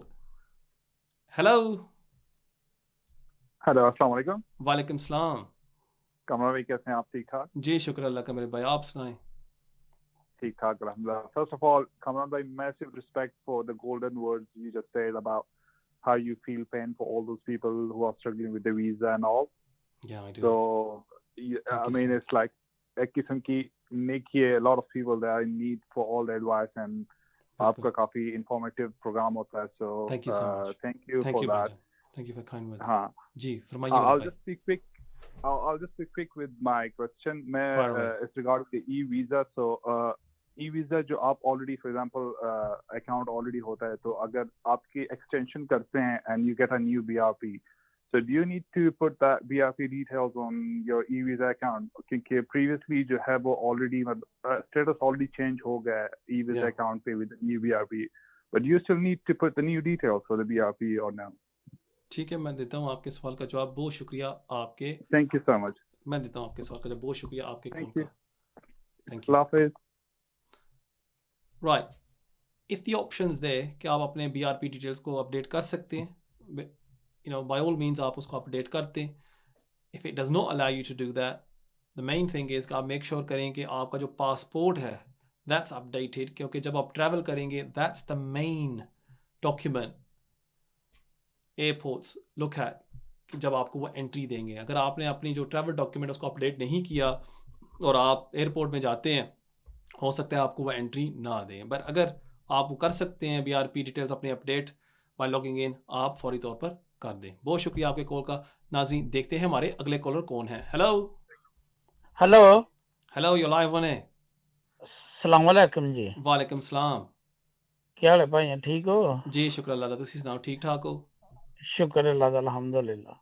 Sir जी ਤੁਹਾਡੇ ਨਾਲ ਇੱਕ ਦੋ ਵਾਰੀ ਕੋਸ਼ਿਸ਼ ਕੀਤੀ ਹੈ ਤੇ ਫਿਰ ਬਸ ਲੇਟ ਹੋ ਗਏ, ਤੇ ਹੁਣ ਮਿਲਣ ਦਾ ਅੱਜ ਪੂਰਾ ਦੇਖੋ ਨਾ, ਇਰਾਦਾ ਹੈ ਅੱਜ ਤਾਰੋ इंशाल्लाह। कितना खुशी ਦਾ ਦਿਨ ਹੈ, ਜੁਮੇ ਦਾ ਦਿਨ ਹੈ, और ਤੁਸੀਂ ਅੱਜ ਕਾਮਯਾਬ ਵੀ ਹੋ ਗਏ ਹੋ ਤੁਹਾਡੀ ਕੋਸ਼ਿਸ਼ ਵਿੱਚ। ਆਹ ਨਹੀਂ ਬਸ ਅੱਛਾ, ਮੈਂ ਤੁਹਾਨੂੰ ਅੱਗੇ ਵੀ ਇੱਕ ਦੋ ਵਾਰੀ ਕਾਲ ਕੀਤੀ ਵੀ ਮੇਰੇ ਬੱਚੇ ਹੁੰਦੇ ਨੇ ਬਰਾਜ਼ੀਲ, ਅੱਛਾ, ਤੇ ਉਹ ਬਿਲਕੁਲ ਯਾਦ ਹੁਣ ਹੈ। ਉਹ ਯਾਦ ਹੈ ਨਾ, ਹਾਂ ਤੇ ਉਹ ਹੁਣ ਇਨਸ਼ਾਅੱਲਾ ਤੁਹਾਡੀ ਦੁਆ ਨਾਲ ਇੱਥੇ ਆ ਤੇ ਗਏ ਨੇ ਹੁਣ। ਠੀਕ ਹੈ ਜੀ ਜੀ। ਤੇ ਹੁਣ ਮੈਂ ਤੁਹਾਨੂੰ ਪਹਿਲੇ ਵੀ ਦੱਸਿਆ ਸੀ ਕਿ ਉਹ ਮੇਰਾ ਕੇ ਸਕੂਲ, ਤੇ ਹੁਣ ਇਹ ਛੋਟੇ ਨੂੰ ਸਕੂਲ ਵੀ ਦਾਖਲ ਕਰਾ ਛੜਿਆ ਇੱਥੇ, ਠੀਕ ਹੋ ਗਿਆ, ਤੇ ਉਹ ਹੋ ਗਿਆ ਆਪਣਾ, ਉਹ 16 ਸਾਲ ਦਾ ਹੁਣ ਚੱਲ ਰਿਹਾ। ਸਹੀ ਹੈ। ਤੇ ਹੁਣ ਕੀ ਕਰੀਏ, ਮੇਰੇ ਤੇ ਉਹਨਾਂ ਦੇ ਕੇਸ ਕੂਸ ਜਿਹੜੇ ਨੇ, ਤੁਹਾਨੂੰ ਦੱਸਿਆ ਪਹਿਲਾਂ ਮੈਂ ਸੈਨਾ ਸੂਨਾਂ ਤੇ ਜਾਂਦਾ, ਉਹ ਤੁਹਾਨੂੰ ਸਾਲਾਂ ਕਿਤਨੇ ਸਾਲ ਹੋ ਗਏ ਨੇ ਇੱਥੇ? ਮੈਨੂੰ 12ਵਾਂ ਸਾਲ ਲੱਗਾ। ਐਂਡ ਜੋ ਬੱਚਿਆਂ ਦੀ ਮਾਂ ਵੇ ਉਹ ਕਿੱਥੇ ਵੇ? ਉਹ ਤੇ ਫਿਲਹਾਲ ਜਿਹੜਾ ਨਾ ਸਮਝ ਉਹ ਵੀ ਲਓ ਕਿ ਬ੍ਰਾਜ਼ੀਲ? ਉਹ ਤੇ ਬ੍ਰਾਜ਼ੀਲ ਨੇ। ਆਹੋ, ਉਹ ਬ੍ਰਾਜ਼ੀਲ ਚ? ਤੇ ਜੀ ਉਹ ਰਾਬਤਾ ਹੈ ਜਾਂ ਉਹਦੇ ਨਾਲ? ਨਹੀਂ, ਰਾਬਤਾ ਤੇ ਹੈ, ਛੋਟੀ ਹੋ ਗਈ 18 ਤੋਂ ਪਲੱਸ, ਠੀਕ ਹੈ, ਤੇ ਉਹ ਵੀ ਆ ਗਈ ਇੱਥੇ। ਠੀਕ ਹੈ। ਕਿਹੜੇ ਵੀਜ਼ੇ ਤੇ ਦਾਖਲ ਆਈ ਵੀ ਹੈ? ਕਰਾ, ਸਟੂਡੈਂਟ ਵੀਜ਼ੇ ਤੇ ਜਾਂ ਕਿਹੜੇ ਵੀਜ਼ੇ ਤੇ ਲੱਗੇ? ਨਹੀਂ, ਇਹਨਾਂ ਨੂੰ ਬ੍ਰਾਜ਼ੀਲੀ ਪਾਸਪੋਰਟ ਤੇ ਐਂਟਰੀ ਤੇ ਹੋ ਗਈ, ਠੀਕ ਹੋ ਗਿਆ, ਸਹੀ ਹੈ। ਤੇ ਹੁਣ ਇਹਨਾਂ ਨੂੰ ਮੇਰੇ ਨਾਲ ਅਟੈਚ ਕਰਕੇ ਤੇ ਕੁਝ ਕਰ ਸਕਦੇ ਹੋ? ਠੀਕ ਹੈ, ਮੈਂ ਦਿੰਦਾ ਤੁਹਾਡੇ ਸਵਾਲ ਦਾ ਜਵਾਬ। ਬਹੁਤ ਸ਼ੁਕਰੀਆ ਤੁਹਾਡੇ, ਕਿਉਂਕਿ ਜੀ ਸੌਰੀ, ਲੱਗਦਾ ਹੈ ਲਾਈਨ ਕੱਟ ਗਈ ਹੈ। ਹੁਣ ਬੜਾ ਤੁਸੀਂ ਮੁਸ਼ਕਿਲ ਕੇਸ ਸਾਹਮਣੇ ਕਰ ਰਹੇ ਹੋ, ਕਿਉਂਕਿ ਤੁਹਾਨੂੰ ਹੋ ਗਏ ਨੇ 12 ਸਾਲ। ਤੁਹਾਨੂੰ ਵੀ ਪਤਾ ਹੈ ਕਿ ਉਮਰ ਕੈਦ ਕੱਟਣੀ ਪੈਂਦੀ ਹੈ, ਜਦ ਤੱਕ ਤੁਹਾਡੇ 20 ਸਾਲ ਪੂਰੇ ਨਹੀਂ ਹੁੰਦੇ ਤੁਹਾਨੂੰ ਵੀਜ਼ਾ ਨਹੀਂ ਦੇਣਗੇ। ਹੁਣ ਜਿੱਥੇ ਤੱਕ ਤੁਹਾਡੇ ਬੱਚਿਆਂ ਦਾ ਸਵਾਲ ਹੈ, ਅਗੇਨ ਉਹੀ ਮਸਲਾ ਹੋਏਗਾ ਕਿ ਉਹ ਕਹਾਂਗੇ 7 ਸਾਲ ਪੂਰੇ ਕਰੋ ਫਿਰ ਜਾ ਕੇ ਵੀਜ਼ਾ ਦਾਂਗੇ। ਲੇਕਿਨ ਅਗਰ ਤੁਹਾਡਾ ਹੁਣ ਇੱਕ ਬੱਚਾ 16 ਸਾਲ ਦਾ ਹੈ, ਉੱਥੇ ਫਿਰ ਉਹ ਮਸਲਾ ਆ ਜਾਣਾ ਹੈ ਕਿ ਉਹ ਕਹਾਂਗੇ ਕਿ ਹੁਣ ਤੇ ਓਵਰ 18 ਹੋ ਗਿਆ। ਮੇਰੇ ਖਿਆਲ ਦੇ ਵਿੱਚ ਤੁਹਾਨੂੰ ਇੱਕ ਸਲਿਸਟਰ ਨੂੰ ਮਿਲਣਾ ਚਾਹੀਦਾ ਹੈ, ਔਰ ਬਹਿ ਕੇ ਤੁਸੀਂ ਤੈਅ ਕਰੋ ਕਿ ਕਿਸ ਬੇਸ ਤੇ ਤੁਸੀਂ ਅਪਲਾਈ ਕਰੋਗੇ, ਕੀ ਗਰਾਊਂਡਸ ਹੋਣਗੀਆਂ। ਅਗਰ ਰਿਫਿਊਜ਼ ਕਰਦੇ ਨੇ, ਅਗਰ ਅਪੀਲ ਰਾਈਟ ਮਿਲਦਾ ਹੈ, ਤੁਸੀਂ ਕਿਸ ਤਰ੍ਹਾਂ ਉਸ ਕੇਸ ਨੂੰ ਲੜੋਗੇ। ਸੋ ਆਈ ਥਿੰਕ ਪਹਿਲੇ ਤੁਸੀਂ ਇਹ ਤੈਅ ਕਰ ਲਓ, ਫਿਰ ਤੁਸੀਂ ਡਿਸਾਈਡ ਕਰੋ ਕਿ ਤੁਸੀਂ ਕੌਣ ਸੀ ਐਪਲੀਕੇਸ਼ਨ ਪਾਉਂਦੇ ਹੋ, ਕਿਉਂਕਿ ਤੁਹਾਡਾ ਕੇਸ ਕਾफ़ी कॉम्प्लिकेटेड है, आसान केस नहीं है। लाइव ਤੇ एडवाइस देना इतना कोई आसान काम नहीं। बहुत शुक्रिया ਤੁਹਾਡੇ ਕੋਲ ਦਾ। नाजरीन देखते हैं हमारे अगले कॉलर कौन है। हेलो हेलो कैमरामैन, सत श्री अकाल। सत श्री अकाल, की हाल है मेरा भरा, ठीक हो? हाँ जी ਵਧੀਆ ਜੀ, ਤੁਹਾਨੂੰ ਚੇਤੇ ਬਹੁਤ ਕਰੀਦਾ। Thank you so much, thank you ਜੀ। ਮੇਰਾ ਭਰਾ ਦੱਸੋ ਤੁਹਾਡਾ ਕੀ ਸਵਾਲ ਸੀ? ਹਾਂਜੀ ਭਾਈ, ਸਵਾਲ ਇਦਾਂ ਵੀ ਆਪਣਾ ਅਸੀਂ ਸਟੂਡੈਂਟ ਵੀਜ਼ਾ ਤੇ ਆਏ ਸੀਗੇ। ਮੇਰੀ ਵਾਈਫ ਜਿਹੜੀ ਆ ਉਹ ਮੇਨ ਕਲਾਇੰਟ ਆ ਤੇ ਮੈਂ ਡਿਪੈਂਡੈਂਟ ਆ। ਠੀਕ ਹੋ ਗਿਆ। ਹਾਂਜੀ, ਤੇ ਜਨਵਰੀ ਵਿੱਚ ਵੀਜ਼ਾ ਐਕਸਪਾਇਰ ਹੋਣਾ ਸਾਡਾ। ਠੀਕ ਹੈ। ਹਾਂਜੀ, ਤੇ ਫੀਸ ਵੇਵਰ ਅਪਲਾਈ ਕਰਨਾ ਕਿੱਦਾਂ ਵਧੀਆ ਆਪਸ਼ਨ ਰਹਿੰਦੀ ਆ ਜਾਂ ਕਿੱਦਾਂ? ਮਤਲਬ ਮੇਰੀ ਇੱਦਾਂ ਵਾਈਫ ਹੁਣ ਪ੍ਰੈਗਨੈਂਟ ਵੀ ਆ, ਮੈਂ ਆਪਣੀ ਮੰਮੀ ਨੂੰ ਵੀ ਵਿਜ਼ਟਰ ਵੀਜ਼ੇ ਤੇ ਸੱਦਣਾ ਚਾਹੁੰਦਾ। ਠੀਕ ਹੈ। ਉਹ ਤਾਂ ਗ੍ਰੈਜੂਏਸ਼ਨ ਵਾਈਫ ਨੇ ਕੋਰਸ ਕੰਪਲੀਟ ਕੀਤਾ ਹੈ, ਵਿਡਰਾਅ ਤਾਂ ਨਹੀਂ ਹੋਈ? ਕੰਪਲੀਟ ਕਰ ਲਿਆ ਕੋਰਸ ਉਹਨੇ? ਨਹੀਂ, ਕੋਰਸ ਚੱਲਦਾ ਪਿਆ, ਹਾਲੇ ਰਿਜ਼ਲਟ ਆਉਣਾ ਹੈ, ਰੈਜਿਸਟ੍ਰੇਸ਼ਨ ਵਗੈਰਾ ਸਬਮਿਟ ਹੋ ਚੁੱਕੀ ਆ। ਰਿਜ਼ਲਟ ਕਦੋਂ ਆਏਗਾ? 34 ਅਕਤੂਬਰ ਨੂੰ। 24 ਸੌਰੀ। ਇਹ ਤੇ ਤੁਸੀਂ ਨਵਾਜ਼ ਸ਼ਰੀਫ ਵਾਲਾ ਕੰਮ ਕਰਤਾ। ਉਹਨੇ ਕਿਹਾ ਸੀ ਕਿ ਮੈਂ 32 ਅਕਤੂਬਰ ਨੂੰ ਜਾਵਾਂਗਾ ਵਾਪਸ ਪਾਕਿਸਤਾਨ, ਤੁਸੀਂ ਤੇ 34 ਅਕਤੂਬਰ ਕਰਤਾ। ਠੀਕ ਹੈ, ਸੋ ਜਦੋਂ ਕਲੀਅਰ ਨਹੀਂ ਨਾ ਹੁੰਦਾ ਸਹੀ ਹੈ, ਠੀਕ ਹੈ। ਸੋ ਤੁਸੀਂ ਰਿਜ਼ਲਟ ਆ ਰਿਹਾ 24 ਅਕਤੂਬਰ ਨੂੰ, ਠੀਕ ਹੈ ਨਾ? ਜੀ ਜੀ ਠੀਕ ਹੈ। ਔਰ ਉਸ ਤੋਂ ਬਾਅਦ ਵੀਜ਼ਾ ਕਦੋਂ ਤੱਕ ਹੈ? ਜਨਵਰੀ ਤੱਕ ਜਾਂ ਫਰਵਰੀ ਤੱਕ? ਜਨਵਰੀ 16 ਜਾਂ ਜਨਵਰੀ ਦੇ ਵਿੱਚ ਮਿਡ ਜਨਵਰੀ ਤੱਕ, ਠੀਕ ਹੈ ਨਾ? ਸੋ ਤੁਸੀਂ PSW ਕਿਉਂ ਨਹੀਂ ਲੈਂਦੇ? ਨਹੀਂ, ਉਹੀ ਮੈਂ ਪੁੱਛਣਾ ਚਾਹੁੰਦਾ ਵੀ ਫੀਸ ਵੇਵਰ ਲੈਣਾ ਵਧੀਆ ਆਪਸ਼ਨ ਹੁੰਦੀ ਹੈ ਜਾਂ ਐਡਵਰਸਲੀ ਕਰੂਗਾ ਇਫੈਕਟ ਮੇਰੀ ਮਦਰ ਦੀ ਫਾਈਲ ਲਈ ਹੈ? ਬਿਹਤਰ ਇਹ ਹੋਏਗਾ ਕਿ ਅੱਜ ਕੱਲ੍ਹ ਨਾ ਹੋਮ ਆਫਿਸ ਥੋੜ੍ਹੀ ਜਿਹੀ ਸਖਤੀ ਕਰ ਰਹੀ ਹੈ ਸਟੂਡੈਂਟਸ ਦੇ ਨਾਲ, ਕਿ ਤੁਸੀਂ ਨਾ ਜਿਹੜੀ ਐਪਲੀਕੇਸ਼ਨ ਪਾਈ ਨਾ ਫੀਸ ਮਾਫ ਦੀ ਹੈ, ਤੁਸੀਂ ਡਿਸੈਪਸ਼ਨ ਇਸਤੇਮਾਲ ਕੀਤਾ ਹੈ, ਜਾਣਬੁੱਝ ਕੇ ਪਾਈ ਸੀ, ਅਸੀਂ ਤੁਹਾਡਾ ਐਪਲੀਕੇਸ਼ਨ ਰਿਫਿਊਜ਼ ਕਰ ਰਹੇ ਹਾਂ। ਸੋ ਅਗਰ ਤੁਹਾਡੀ ਜਿਹੜੀ ਵਾਈਫ ਹੈ, ਅਗਰ ਉਹ ਆਪਣਾ ਕੋਰਸ ਕੰਪਲੀਟ ਕਰ ਲੈਂਦੀ, ਡਿਸਰਟੇਸ਼ਨ ਪਾਸ ਕਰ ਲੈਂਦੀ ਹੈ, ਬਿਹਤਰ ਹੋਏਗਾ ਕਿ ਤੁਸੀਂ ਫੌਰੀ ਤੌਰ ਤੇ PSW ਪਾ ਦਿਓ। ਅਗਰ ਹੁਣ ਫਰਜ਼ ਕਰੋ ਤੁਹਾਡੇ ਕੋਲ ਕੋਈ ਮਸਲੇ ਮਸਾਇਲ ਆ ਜਾਂਦੇ ਨੇ ਜਿਸ ਵਜ੍ਹਾ ਤੋਂ ਤੁਸੀਂ ਨਹੀਂ ਅਪਲਾਈ ਕਰ ਸਕਦੇ PSW, ਫਿਰ ਤੁਹਾਨੂੰ ਮੈਂ ਇਹ ਸਲਾਹ ਦਾਂਗਾ ਤੁਸੀਂ ਇੱਕ ਸਲਿਸਟਰ ਨਾਲ ਇੱਕ ਦਫਾ ਬੈਠ ਕੇ ਗੱਲ ਕਰ ਲਓ, ਉਹ ਫਿਰ ਤੁਹਾਨੂੰ ਦੱਸ ਸਕਦਾ ਕਿ ਬਿਹਤਰ ਆਪਸ਼ਨ ਕੀ ਹੋਏਗਾ। ਠੀਕ ਹੈ ਜੀ। ਤੇ ਫਿਰ ਭਾਜੀ ਮਦਰ ਦਾ ਕਿੱਦਾਂ ਹੋਊਗਾ ਅਪਲਾਈ, ਕਿਉਂਕਿ ਇਹ ਫੈਬਰੀ ਦੇ ਵਿੱਚ ਡਿਲੀਵਰੀ ਹੈ। ਮਦਰ ਦਾ ਮੇਰਾ ਭਰਾ ਤੁਸੀਂ 3 ਮਹੀਨੇ ਤੱਕ ਪਹਿਲਾਂ ਅਪਲਾਈ ਕਰ ਸਕਦੇ ਹੋ ਨਾ। ਸੋ ਹੁਣ ਤੁਹਾਨੂੰ ਪਤਾ ਹੈ ਕਿ ਵਾਈਫ ਦੀ ਹੋਏਗੀ ਗ੍ਰੈਜੂਏਸ਼ਨ ਸੈਰੇਮਨੀ, ਚਾਹੇ ਉਹ ਪਾਸ ਕਰੇ ਡਿਸਟੇਸ਼ਨ ਨੂੰ ਜਾਂ ਨਹੀਂ। ਅਗਰ ਉਹਨੂੰ ਡਿਪਲੋਮਾ ਵੀ ਮਿਲ ਜਾਂਦਾ ਹੈ ਫੇਲ ਹੋ ਕੇ ਵੀ, ਤੁਹਾਨੂੰ ਪਤਾ ਹੈ ਗ੍ਰੈਜੂਏਸ਼ਨ ਜਿਹੜੀ ਰਸਮ ਹੁੰਦੀ ਹੈ ਉਹ ਤੇ ਹੋਏਗੀ ਜਨਵਰੀ ਫਰਵਰੀ ਵਿੱਚ ਕਿਦੋਂ ਹੋਏਗੀ। ਸੋ ਤੁਸੀਂ ਅਪ੍ਰੈਲ 'ਚ ਫਿਰ ਤੁਸੀਂ ਅਜੇ ਕਰੋ ਨਾ ਕਿ ਜਨਵਰੀ ਵਿੱਚ ਅਪਲਾਈ ਕਰਨਾ ਨਾ, ਫਰਵਰੀ ਵਿੱਚ 3 ਮਹੀਨੇ ਪਹਿਲਾਂ, ਕਿ ਦੇਖੋ ਇਹ ਸੈਰੇਮਨੀ ਹੋਣੀ ਹੈ, ਅਸੀਂ ਚਾਹੁੰਦੇ ਹਾਂ ਕਿ ਸਾਡੀ ਜਿਹੜੀ ਮਦਰ ਇਨ ਲਾਅ ਹੋਵੇ ਉਹ ਇੱਥੇ ਆਵੇ ਔਰ ਇਸ ਮਹਿਫਿਲ ਵਿੱਚ ਸ਼ਿਰਕਤ ਕਰੇ। ਠੀਕ ਹੈ ਜੀ। ਬਟ ਫਰਵਰੀ ਵਿੱਚ ਡਿਲੀਵਰੀ ਹੈ ਭਾਜੀ, ਇਹ ਤੋਂ ਪਹਿਲਾਂ ਕਿੱਦਾਂ ਕਰ ਸਕਦੇ ਉਹਨਾਂ ਨੂੰ ਆਪਾਂ? ਪਹਿਲਾਂ ਅਗਰ ਤੁਸੀਂ ਚਾਹੁੰਦੇ ਹੋ ਕਿ ਬੱਚੇ ਵਾਸਤੇ ਉਹ ਆਏ ਵਿਜ਼ਿਟ ਤੇ, ਤੁਸੀਂ ਉਹ ਵੀ ਅਪਲਾਈ ਕਰ ਸਕਦੇ ਹੋ। ਉਹਦਾ ਜ਼ਿਕਰ ਕਰੋ ਕਿ ਦੇਖੋ ਮੇਰੀ ਵਾਈਫ ਪ੍ਰੈਗਨੈਂਟ ਹੈ ਔਰ ਮੈਂ ਚਾਹੁੰਦਾ ਕਿ ਮੇਰੀ ਮਦਰ ਇੱਥੇ ਆ ਕੇ ਸਾਨੂੰ ਵਿਜ਼ਿਟ ਕਰੇ, ਮਜ਼ੀਦ ਐਵੀਡੈਂਸ ਲਗਾ ਦਿਓ। ਲੇਕਿਨ ਯਾਦ ਰੱਖੋ, ਜਿਸ ਤਰ੍ਹਾਂ ਮੈਂ ਹਮੇਸ਼ਾ ਕਹਿੰਦਾ ਕਿ ਤੁਹਾਡੀ ਤਰਫੋਂ ਤੇ ਆਬਜੈਕਸ਼ਨ ਨਹੀਂ ਹੋਏਗੀ, ਜਿਹੜੀ ਤੁਹਾਡੀ ਮਦਰ ਹੈ ਉਹਨੇ ਆਪਣੀ ਤਰਫੋਂ ਡਾਕੂਮੈਂਟਸ ਲਗਾਉਣੇ ਹੁੰਦੇ ਨੇ ਕਿ ਅਗਰ ਮੈਨੂੰ ਵੀਜ਼ਾ ਮਿਲ ਜਾਏ ਮੈਂ ਵਾਪਸ ਜਾਵਾਂਗੀ। ਜਿਹੜਾ ਹੋਮ ਆਫਿਸ ਕਹਿੰਦੇ ਨੇ ਟਾਈਜ਼ ਦਿਖਾਣੇ ਨੇ। ਠੀਕ ਹੈ ਜੀ। ਫਾਈਨੈਂਸ਼ੀਅਲ ਡਾਕੂਮੈਂਟ ਵਗੈਰਾ ਕਿਹੜੇ ਲਗਾਉਣੇ ਪੈਣੇ ਉਹਨਾਂ ਨੂੰ? ਜ਼ਿਆਦਾਤਰ ਬੈਂਕ ਸਟੇਟਮੈਂਟਸ। ਲੇਕਿਨ ਅਗੇਨ ਇਹ ਜਿਹੜਾ ਸਵਾਲ ਤੁਸੀਂ ਪੁੱਛਿਆ ਨਾ, ਇਹਦਾ ਇਤਨਾ ਆਸਾਨ ਜਵਾਬ ਨਹੀਂ ਹੈ, ਕਿਉਂਕਿ ਕਾਫੀ ਚੀਜ਼ਾਂ ਉਹ ਦੇਖਦੇ ਨੇ ਬੈਂਕ ਸਟੇਟਮੈਂਟ ਦੇ ਵਿੱਚ, ਫਿਰ ਉਹ ਜਾ ਕੇ ਇਹਦਾ ਫੈਸਲਾ ਕਰਦੇ ਨੇ। ਤੁਹਾਨੂੰ ਮੈਂ ਇਹ ਸਲਾਹ ਦਾਂਗਾ, ਜਾਂ ਤਾਂ ਤੁਸੀਂ ਏਜੰਟ ਇਸਤੇਮਾਲ ਕਰ ਲਓ ਜਾਂ ਤੁਸੀਂ ਇੱਕ ਸਲਿਸਟਰ ਦੇ ਕੋਲ ਜਾ ਕੇ ਕਮ ਸੇ ਕਮ ਇੱਕ ਦਫਾ ਸਲਾਹ ਜ਼ਰੂਰ ਲੈ ਲਓ। ਠੀਕ ਹੈ ਮੇਰਾ ਭਰਾ।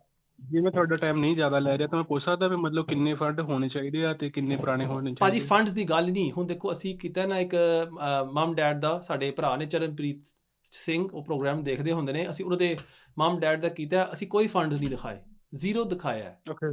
ਲੇਕਿਨ ਦੇਖੋ ਨਾ ਹੁਣ ਉਹ ਕੇਸ ਨੂੰ ਅਸੀਂ ਤਿਆਰ ਕਰਨ ਵਿੱਚ ਮਿਹਨਤ ਵੀ ਬਹੁਤ ਕੀਤੀ ਹੈ ਨਾ, ਇੱਕ ਅਸੀਂ ਇੱਕ ਹੋਰ ਨਜ਼ਰੀਏ ਨਾਲ ਉਹ ਐਪਲੀਕੇਸ਼ਨ ਕੀਤੀ, ਤਾਂ ਸਮਝ ਲਓ ਮੇਰੀ ਗੱਲ। ਸੋ ਜ਼ਰੂਰੀ ਨਹੀਂ ਹੈ ਕਿ ਫੰਡਸ ਹੋਵਣ। ਕਦੀ ਕਦੀ ਹੁੰਦਾ ਹੈ ਨਾ ਕਿ ਸਾਡੇ ਲੋਕ 5 ਲੱਖ ਪਾ ਦੇਣ, 10 ਲੱਖ ਪਾ ਦੇਣ, ਉਹ ਤੇ ਉਲਟਾ ਨੁਕਸਾਨ ਹੋ ਜਾਂਦਾ ਹੈ। ਸੋ ਇਸ ਵਾਸਤੇ ਮੈਂ ਕਹਿ ਰਿਹਾ ਸੀ ਕਿ ਤੁਸੀਂ ਇੱਕ ਦਫਾ ਇੱਕ ਕੰਸਲਟੈਂਟ, ਇੱਕ ਸਿਸਟਰ ਕੋਲ ਜਾ ਕੇ ਸਾਰੀ ਇਨਫੋਰਮੇਸ਼ਨ ਦੇ ਕੇ ਉਹ ਫਿਰ ਤੁਹਾਨੂੰ ਦੱਸ ਸਕਦਾ ਹੈ ਕਿ ਕਿਸ ਤਰ੍ਹਾਂ ਇਸ ਕੇਸ ਨੂੰ ਤਿਆਰ ਕੀਤਾ ਜਾਏ। ਠੀਕ ਹੈ ਜੀ। ਤੇ ਕਦੋਂ ਆ ਸਕਦੇ ਤੁਹਾਡੇ ਕੋਲ ਜੇ ਆਉਣਾ ਚਾਹੀਏ? ਤੁਸੀਂ ਰਹਿੰਦੇ ਕਿੱਥੇ ਹੋ? ਰਗਬੀ ਤੋਂ ਸਾਨੂੰ ਮਿਲੇ ਵੀ ਆ ਵੈਸੇ। ਸੋ ਨੇ ਕੋਵੈਂਟਰੀ ਰਾਈਟ। ਤੁਸੀਂ ਮੇਰੀ ਰਿਸੈਪਸ਼ਨਿਸਟ ਨਾਲ ਰਾਬਤਾ ਕਰ ਸਕਦੇ ਹੋ। ਇਹ ਹੁਣ ਕਾਲ ਤੋਂ ਬਾਅਦ ਮੈਂ ਨੰਬਰ ਸ਼ੇਅਰ ਕਰਾਂਗਾ, ਤੁਸੀਂ ਅਪਾਇੰਟਮੈਂਟ ਬੁੱਕ ਕਰ ਲੈਣਾ, ਫਿਰ ਅਸੀਂ ਬੈਠ ਕੇ ਕਮ ਸੇ ਕਮ ਇੱਕ ਦਫਾ ਗੱਲ। ਮਤਲਬ ਫੌਰੀ ਤੌਰ ਤੇ ਮੈਨੂੰ ਕਰ ਲੈਣਾ ਚਾਹੀਦਾ ਪ੍ਰੋਸੀਡ ਇਸ ਬਾਰੇ ਭਾਜੀ? ਫੌਰੀ ਤੌਰ ਤੇ ਨਹੀਂ, ਜਦ ਤੱਕ ਡਾਕੂਮੈਂਟ ਸਹੀ ਨਹੀਂ ਹੁੰਦੇ ਤੁਹਾਨੂੰ ਅਪਲਾਈ ਨਹੀਂ ਕਰਨਾ ਚਾਹੀਦਾ। ਯਾਦ ਰੱਖੋ ਇਹ ਗੱਲ। ਠੀਕ ਹੈ ਜੀ। ਜੀ ਜਿੱਦਾਂ ਟਾਈਮ ਲਾਈਨ ਦੱਸੀ, ਮਤਲਬ ਕਿ ਮੈਨੂੰ ਹੁਣ ਮਤਲਬ ਕਿੰਨੇ ਟਾਈਮ ਦੇ ਵਿੱਚ ਅਪਲਾਈ ਮਤਲਬ ਪ੍ਰੋਸੀਡ ਕਰ ਦੇਣਾ ਚਾਹੀਦਾ? ਜਦੋਂ ਡਾਕੂਮੈਂਟ ਸਹੀ ਹੋਣ ਫਿਰ ਤੁਹਾਨੂੰ ਅਪलाई करना चाहिए। ठीक है मेरा भरा, बहुत शुक्रिया ਤੁਹਾਡੇ ਕੋਲ। ठीक है। देखिए ये जो भाई हैं ये सवाल पूछ रहे हैं कि हम विजिट वीज़े के लिए अप्लाई करना चाहते हैं अपनी मदर के लिए, हमें फ़ौरन अप्लाई करना चाहिए। याद रखें सलिसिटर के लिए, कंसल्टेंट के लिए सबसे आसान काम होता है फॉर्म भरना, 10 मिनट में वो हो सकता है। लेकिन उसकी जो रिक्वायरमेंट पूरी करना वो सबसे मुश्किल काम होता है, वो ये आर्ट होती है। अगर आप रिक्वायरमेंट्स नहीं पूरी करेंगे आपकी एप्लीकेशन को वो रिफ्यूज़ कर देंगे, और एक दफ़ा जब ऑब्जेक्शन लग जाती है उसको हटाना बहुत मुश्किल होता है। सो इसलिए कभी कभी बेहतर होता है कि आप साल वेट कर लें। जब बच्चा पैदा हो जाए, जाहिर सी बात है आपकी जो वाइफ है वो तो चाहेगी ना कि उसकी मदर आके यहाँ बच्चे को मिले। सो वो भी आप आर्ग्यूमेंट इस्तेमाल कर सकते हैं, या जब ग्रेजुएशन सेरेमनी होगी वहाँ भी आप ये आर्ग्यूमेंट लगा सकते हैं कि देखिए मैं चाहती हूँ कि मेरी मदर आके मेरी ग्रेजुएशन सेरेमनी में शामिल हो जाए। पर अगेन जब तक आपकी डॉक्यूमेंट सही नहीं होते होम ऑफिस आपकी एप्लीकेशन को रिफ्यूज़ कर देगी। सो इसलिए बहुत ही इंपॉर्टेंट होता है, चाहे आप असाइलम करें, प्राइवेट लाइफ की एप्लीकेशन सबमिट करें, या आप विजिट वीज़ा की एप्लीकेशन सबमिट करें, जो आपकी एविडेंस है वो सही होनी चाहिए। बहुत शुक्रिया आपके कॉल का। नाजरीन ये था हमारा आखिरी कॉल आज के प्रोग्राम के लिए। उम्मीद है कि आपको आज का प्रोग्राम पसंद आया होगा। हमेशा की तरह मैं आप सबसे रिक्वेस्ट करूंगा प्लीज़ इस प्रोग्राम को लाइक करें, शेयर करें, ताकि हम ज़्यादा से ज़्यादा लोगों को फ़ायदा पहुँचा सकें। जो भाई मुझे मिलना चाहते हैं आप मेरी वेबसाइट पर जाके वहाँ कंसल्टेशन बुक कर सकते हैं, विच इज़ www.cameronandcosolicitors.com। वहाँ आपको बटन नज़र आएगा बुक कंसल्टेशन, वहाँ आप कंसल्टेशन बुक कर सकते हैं। अगर आप ऑनलाइन नहीं बुक करना चाहते हैं, आप मेरे रिसेप्शनिस्ट के ज़रिए भी बुक कर सकते हैं। उसका नंबर है 07818 100 100 07818 100 उसको आप कॉल कर सकते हैं और वो आपकी बुकिंग कर सकती है। हमारा ऑफिस एड्रेस है Cameron & Co Solicitors 139 Cranbrook Road, Ilford, Essex, IG1 4PU। Nearest station is Ilford Station on the Elizabeth line। Thank you for watching। हमारी मुलाकात होगी अगले हफ्ते इसी टाइम, तब तक के लिए अस्सलाम वालेकुम।